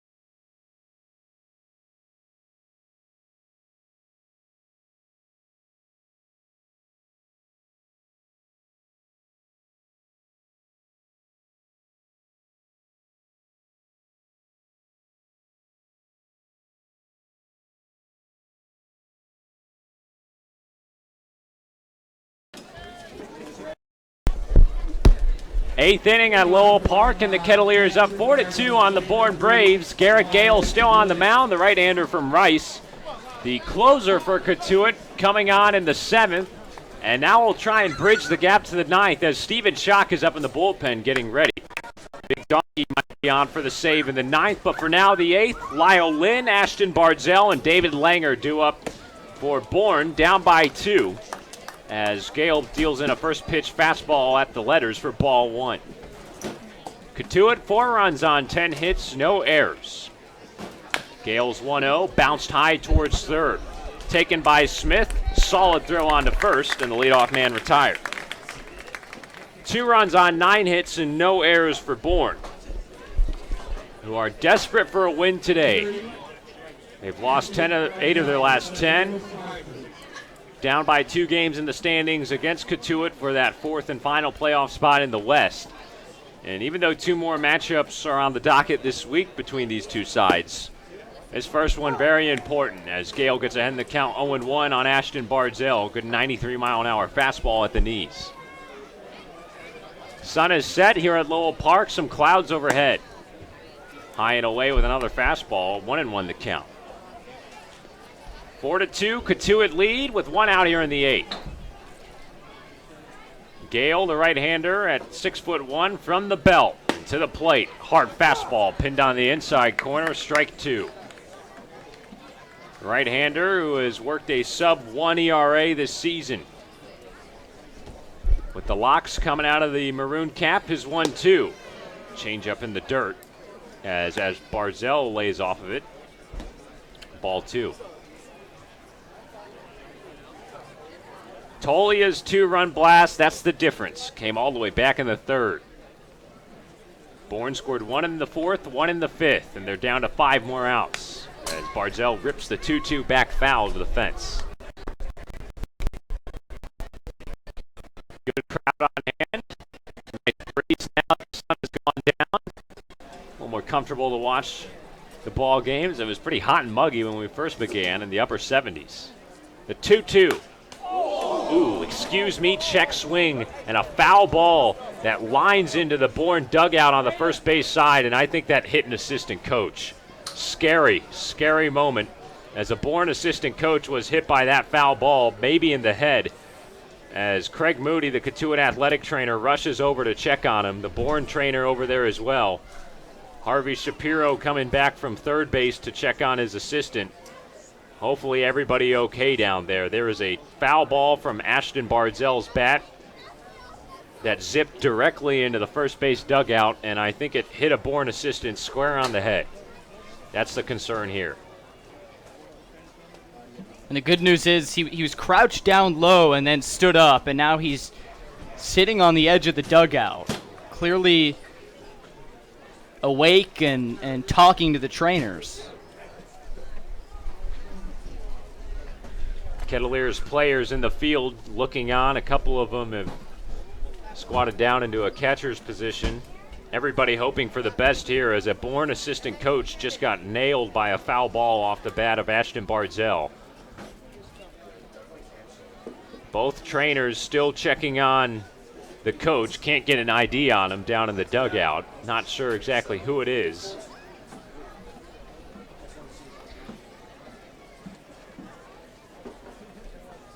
Lowell Park falling quiet here as everybody looks on, hoping for the best in this injury situation. Harvey Shapiro has now emerged from the dugout. It looks like he's telling his young player, Ashton Barzell, to shake it off.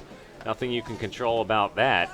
Barzell will go back to the batter's box and try and reset.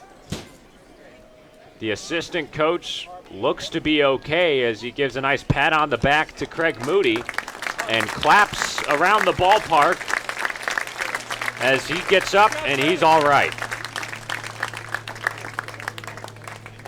Scary moment there after a ricocheted foul ball hits a Bourne assistant coach in the head, but he's back in his same spot on the dugout, ready to play ball, and he'll troop on. One out here in the eighth, a 2-2 count at the plate, and the Kettleers up by 2 runs late. Gale comes set, now to the plate.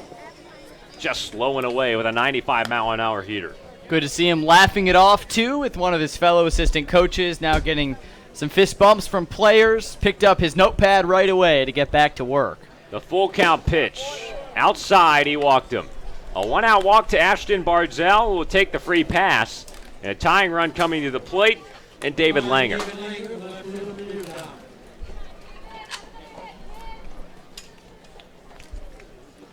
So the leadoff man retired on the ground. And now pitching coach Jerry Weinstein will come out of the dugout after the 1-out walk to Barzell. And he will call to the bullpen. That is it for Garrett Gale. He goes an inning and a third. He's responsible for the base runner on first. And we'll have a new pitcher on for Cotuit when we come back after this break. 4-2 Kettleers here in the eighth on the Cape Cod Baseball Network.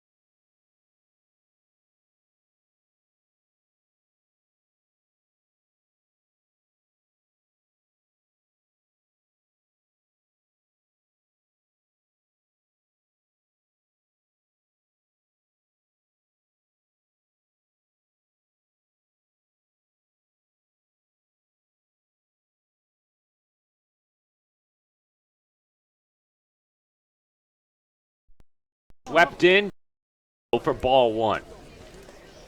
So Steven Schock, the All-Star, who came on for 2/3 of an inning in the All-Star game, retired the 2 batters he faced. Looked pretty good out there in Harwich. 2-1 with a .51 earned run average this season. As he misses away, 2-0 the count on Langer. His 15th game that he's pitched in this year, he's got that rubber submarine arm.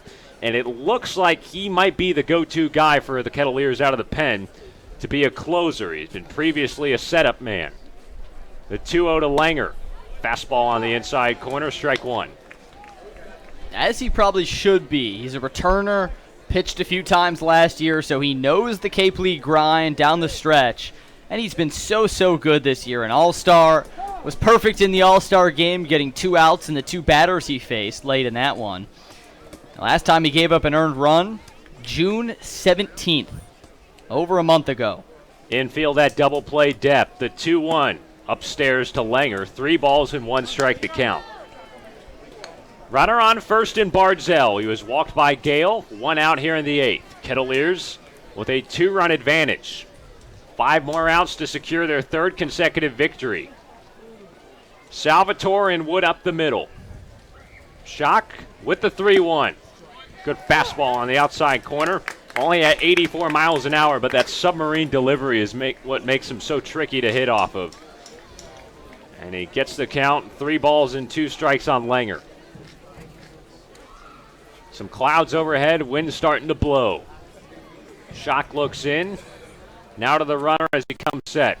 Runner going. And a foul ball. No, fair ball towards first base. Little ground ball taken by Tolia. He was able to get it to the back himself for the second out of the inning as Bardzell moves up to second. Looked for a second, and I think that's what you were thinking, was that it hit off of him. But apparently hit nothing, just taking a curve to first, moving the runner over. But an important out for Cotuit. Good job by Steven Schock. Langer moves up the base runner to second, so Bardzell in scoring position. 2 away for the number 8 batter, Jake Garella, right fielder from St. Louis University. He bats from the right side here. Kettleers up by 2. First pitch from Schock, whipped out a play foul. Bourne knocking on the door. They've scored 2 unanswered and trying to tie this ball game up. They need it. Trailing Cotuit by 2 games in the standings. The Kettleers trying to bury the Bravos here at home. Schock, a deep shoulder shrug. Now the 0-1. Good fastball on the outside corner. Boy, is that tough to hit. 0-2. Outfield at normal depth. Infield playing straight up as well. Runner on second with 2 outs. Schock at the belt. Now is 0-2. Just a little upstairs as Garella lays off of it for ball 1. 4-2, Kettleers on top. Trying to clamp down here for the final 5 outs, or 4 outs now of this ball game. Schock ready is 1-2. Swing and a miss. Got him. On the outside corner, Steven Schock doing what he's done all season long. Gets the strikeout of Garella, and the runner stranded at second base as we head to the middle of the 8th. Kettleers 4, Braves 2. As our coverage of Cotuit Kettleers baseball continues here on the Cape Cod Baseball Network.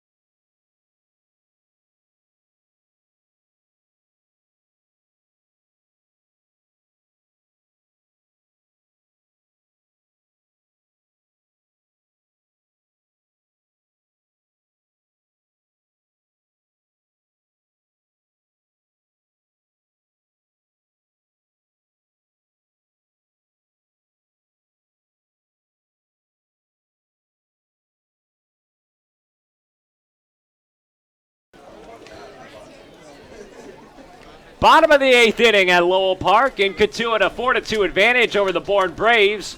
Duke Ellis to lead things off, followed by Corey Wood and Mike Salvatore. The left-hander from South Carolina upstate, Trey Vanderwide, still on the mound, dealing in a first pitch strike.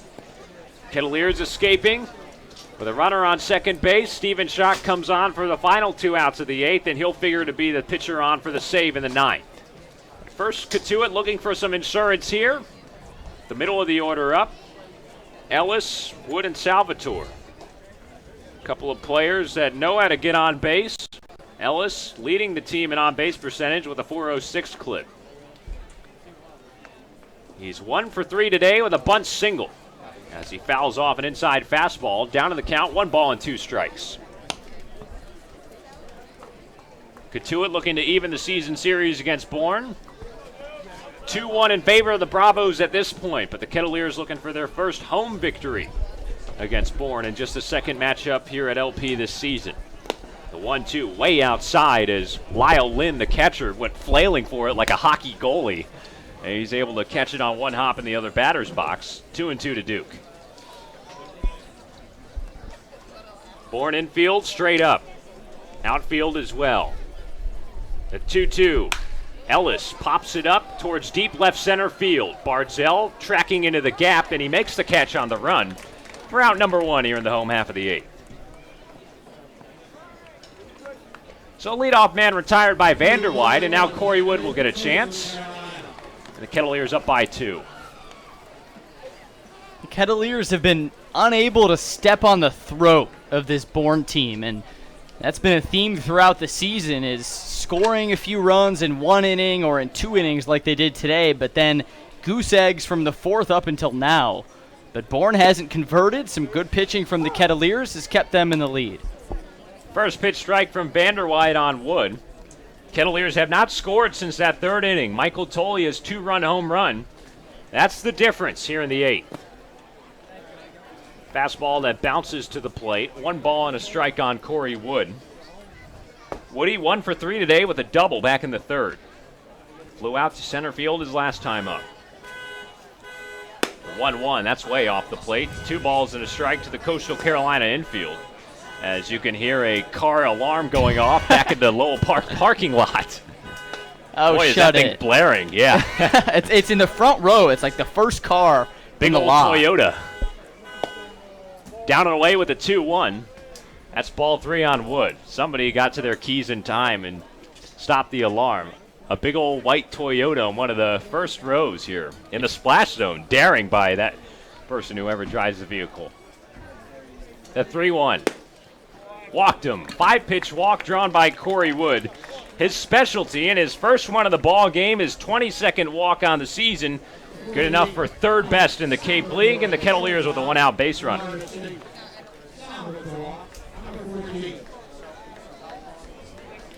So after the car alarm has been taken care of, the Kettleers trying to take care of Bourne here in the bottom of the 8th. Up 4-2.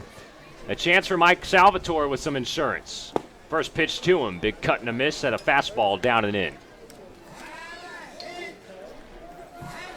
Have a hit is the rally cry over the loudspeaker. Of course, that's the great Al Gladstone, who is the peppiest Kettleer fan around, if you ask many here at Lowell Park. Leads the cheers, leads the have a hit chant in between innings every once in a while. And they found a way to record an audio clip, and that now blares out every once in a while. So we'll see if Salvi can do just that here. Runner on first, Wood. Vanderwide's 0-1. Golfed high in the air. Shallow center field as Barzell tracks in and makes the play for out number 2. So 2 flyouts to Ashton Barzell in center field. And Brady Smith will have another go at the plate. Runner on first with 2 outs. It's getting dark. Dark gray clouds continue to roll in. And if this one were a tie ball game, it would certainly be in danger of ending in a tie. Luckily, the Kettleers on top, and I think another half inning is about the most we can go. First pitch to Smith. Off the end of the bat, foul behind the home plate. No lights at Lowell Park, obviously, as many of the Kettleers faithful know. The Kettleers up by 2 in the bottom of the 8th inning. The last time that we played here in Cotuit, game was called in 8 innings against the Chatham Anglers, a 10-9 Chatham victory. Vanderwide, the southpaw, will lift the leg and check on Wood, who wasn't getting off the first base. Of course, that's subject to much controversy, that game being called short, as the Kettleers didn't have a chance to try and pick themselves up after blowing a 7-0 lead.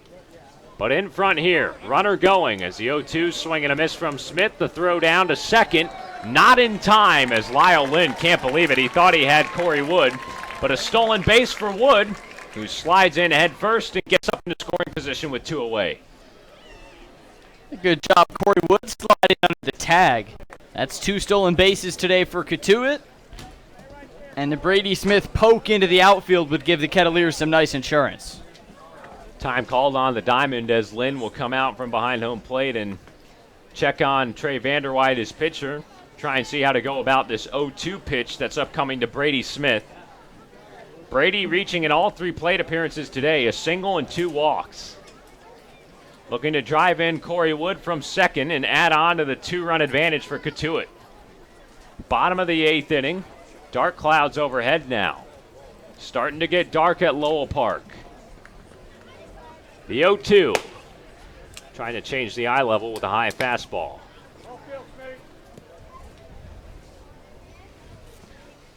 Here, Jerry Weinstein from the dugout saying, "Here we go, Smitty." As Brady wiggles the bat, the 1-2. Swing and a miss in the dirt. Drop third strike as Lynn will throw down to first in time to retire the side. So the Kettleers strand a base runner in scoring position as we head to the 9th. Kettleers up 4-2 on Bourne. Stephen Schock will be out for the last 3 outs of this ball game. Don't go anywhere. This is Cotuit Kettleers baseball here on the Cape Cod Baseball Network.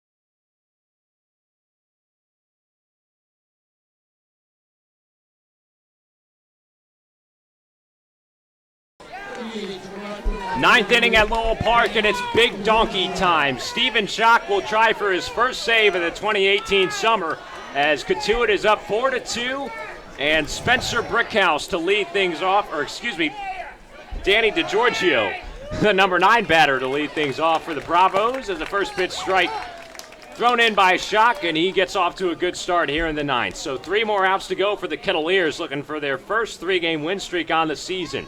9-1-2 due up DeGiorgio, Fitzgerald, and Prado.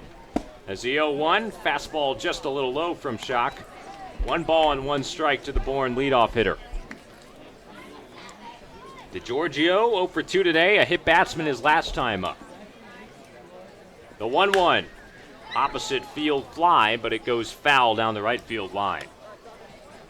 Advantage Schock, 1 ball and 2 strikes. Kettleers scoring 2 in the second and 2 in the third. Salvatore an RBI triple. He came home to score on a balk. Michael Tolia, a 2-run home run deep into right field.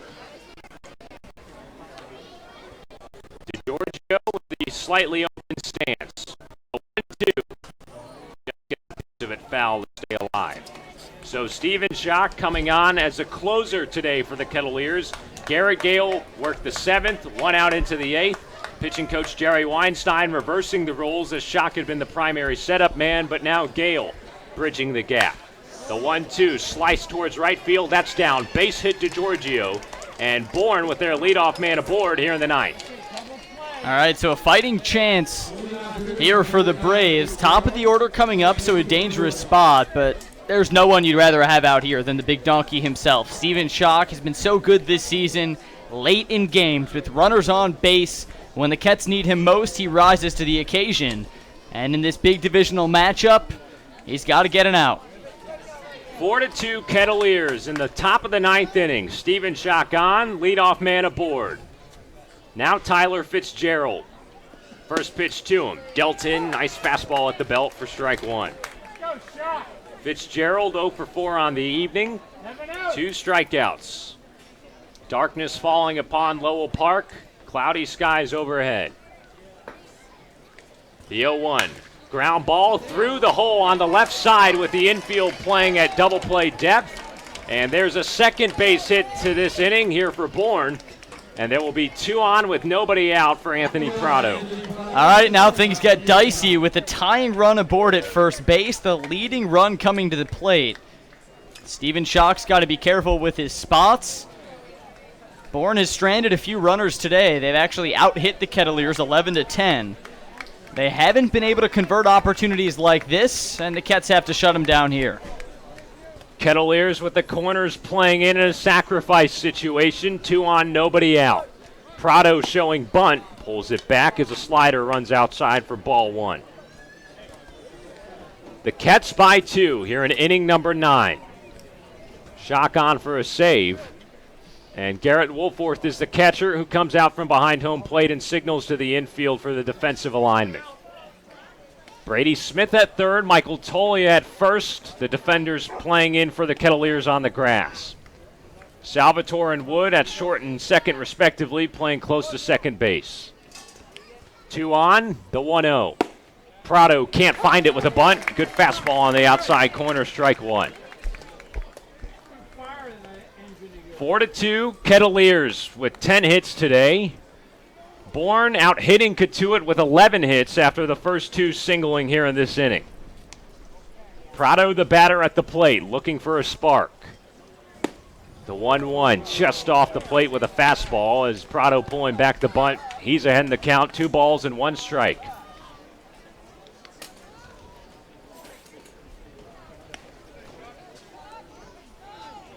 Schock, a long look in. With the mullet, he comes set at the belt. Looking back at second, now to the plate. The 2-1 bunted on the left side. Off the mound as Smith takes it at third. Slinging on to first, and Tolia doing the splits over there just to hang on for out number 1. Sacrifice bunt, Anthony Prado moving up the runners into scoring position. In a 2-run ball game. Runners on second and third. 1 out here in the ninth. And the number 3 batter in Jared Triolo will come to the plate. Tolia, the key to that play. That's why you get a tall, lanky, athletic first baseman like Michael. Nearly doing the splits that time to get the important out. And this is juicy for Bourne. You've got their 2 best hitters coming up, Triolo and Brickhouse, with 2 runners in scoring position. Grab your popcorn, folks. Big donkey on the mound. It's going to be an exciting finish. Here we go. Strap in with 1 out in the ninth. The Kettleers up 4-2. Mike Roberts just came out of the third base dugout to signal to his outfield. They play back and deep here late in this game as Jared Triolo comes to the plate, 3 for 4 on the day, all base hits. First pitch from Schock. Fastball on the outside corner, strike 1. It's Fitzgerald at second base and DeGiorgio at third base. Cotuit infield at normal depth after the sacrifice bunt from Prado. Righty on righty as Schock comes set. The 0-1. Off the plate, ball 1. Another factor is it's getting dark. I mean, it's coming on 8 o'clock, 7:46 right now. Can Bourne maybe salvage a tie? A base hit would score 2. Braves in desperate need of a win. The 1-1. Swing and a miss. Fooled him. Nice. Fastball over the heart of the plate, and Schock gets ahead in the count 1-2. Cotuit trying to secure their 3rd win in a row. and looking to make it a 3-game lead over Bourne in the Western Division standings for 4th place. A win that would almost take the Braves out of playoff contention for the moment. It would really take the wind out of their sails. The 1-2. Hit high in the air. Right center field. Ellis charging on, makes the catch. He'll rear back and not throw as DeGiorgio hustles home from third. Second out of the inning is an RBI sac fly from Jared Triolo. A 1-run ball game. One more out to make for Cotuit, and it will be the toughest of them all with Spencer Brickhouse coming to bat. That one looks scary off the bat. If it curved over more towards the right, it would have dropped in the gap for a base hit and tie the ball game up. And this is a great matchup, a matchup of all-stars, and it looks like it won't happen at all. Maybe an intentional walk coming. Intentional walk to Brickhouse as Garrett Wolforth will line up in the right-handed batter's box and issue the free pass to Spencer Brickhouse, the slugger from Eastern Carolina, who was the All-Star Games MVP last Sunday. Stephen Schock, an All-Star in his own right, will allow him the free pass to an open first base, as Fitzgerald is the runner at second base after that sac fly.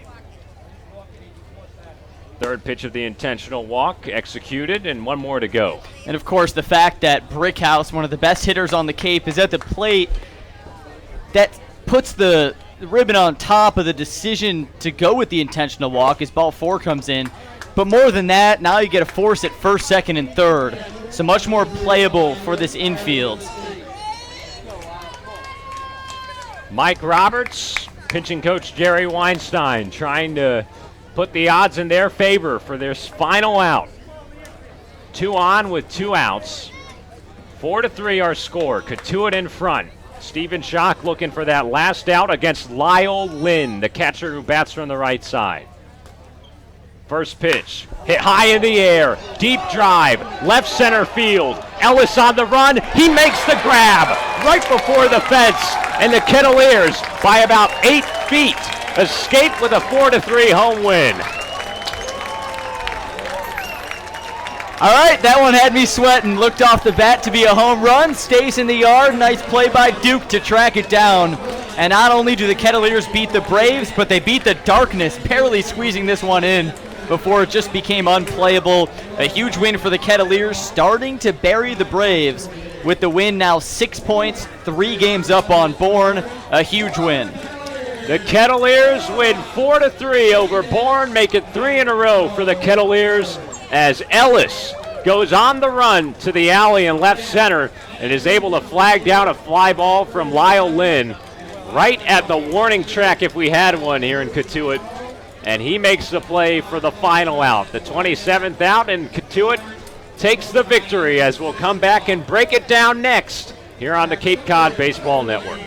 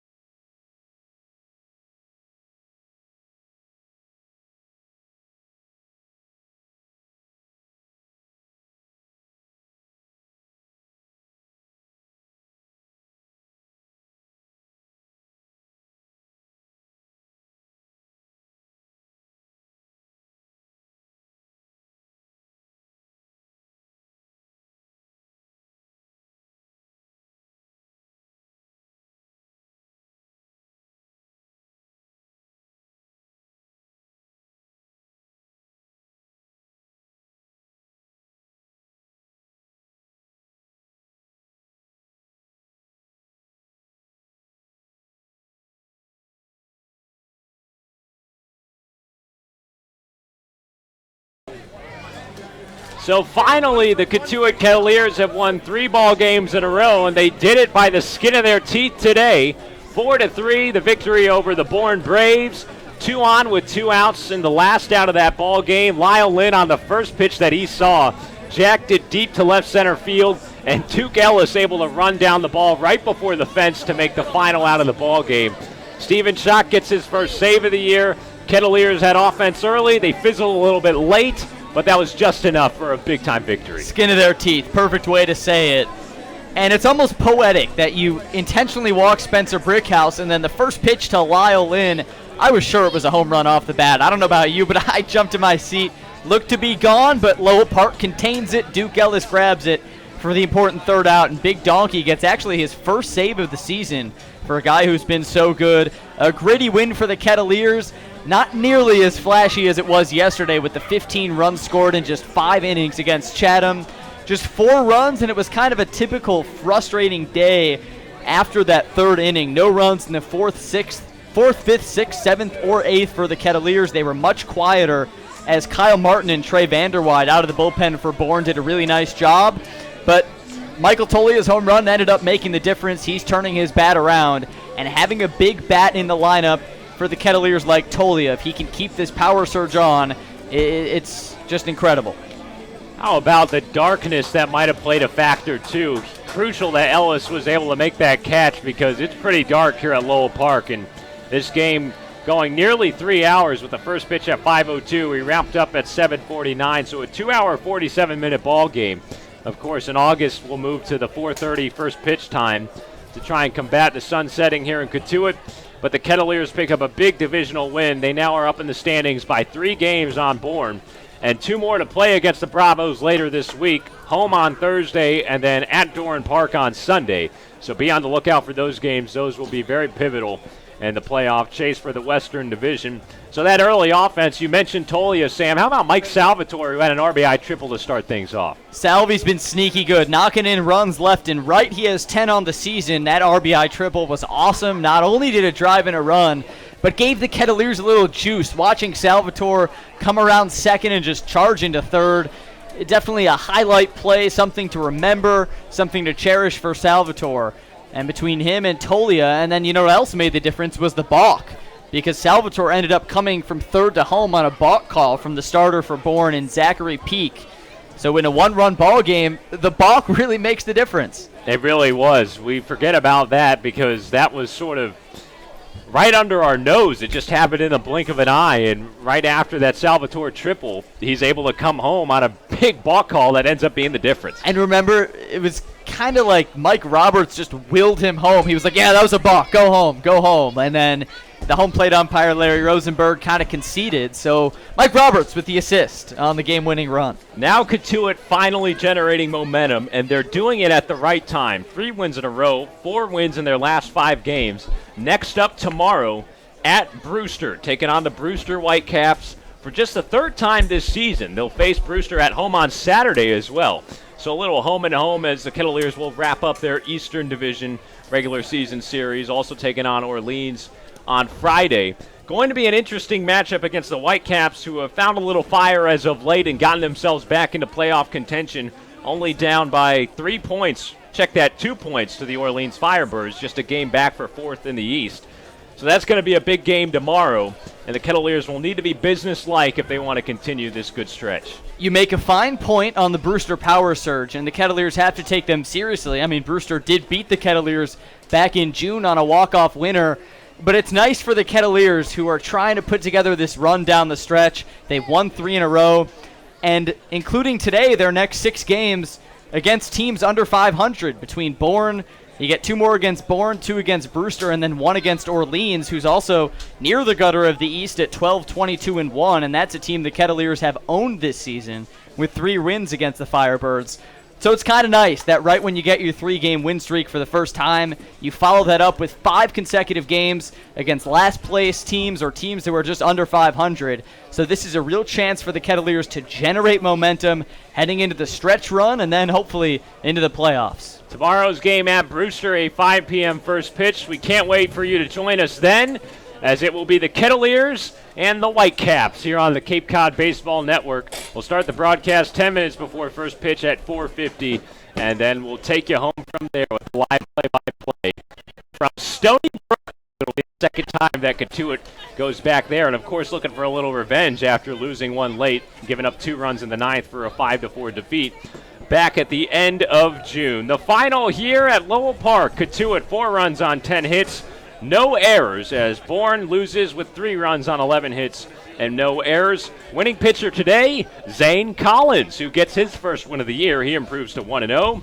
The losing pitcher, Zachary B., who gets his first decision of the year, a loss. He's now 0-1. And the save, his first of the season, Stephen Schock, big donkey, coming on for the final 5 outs of this one, doing a fantastic job, as always, hanging on at the end, giving up just 1 run in the 9th, as the Kettleers are able to take out a 4-3 victory here at home. For our entire Kettleers media team, Bailey Hewson, who's driving the ship and going to land us here as our stand-in director, Mason Orodisky, our 3rd member of the broadcast crew, and of course our director and executive producer, Martha Johnston, and our entire Kettleers media team. Sam Brief, my partner in crime. I'm Sam Niederman saying see you tomorrow from Brewster as the Kettleers take the win 4-3.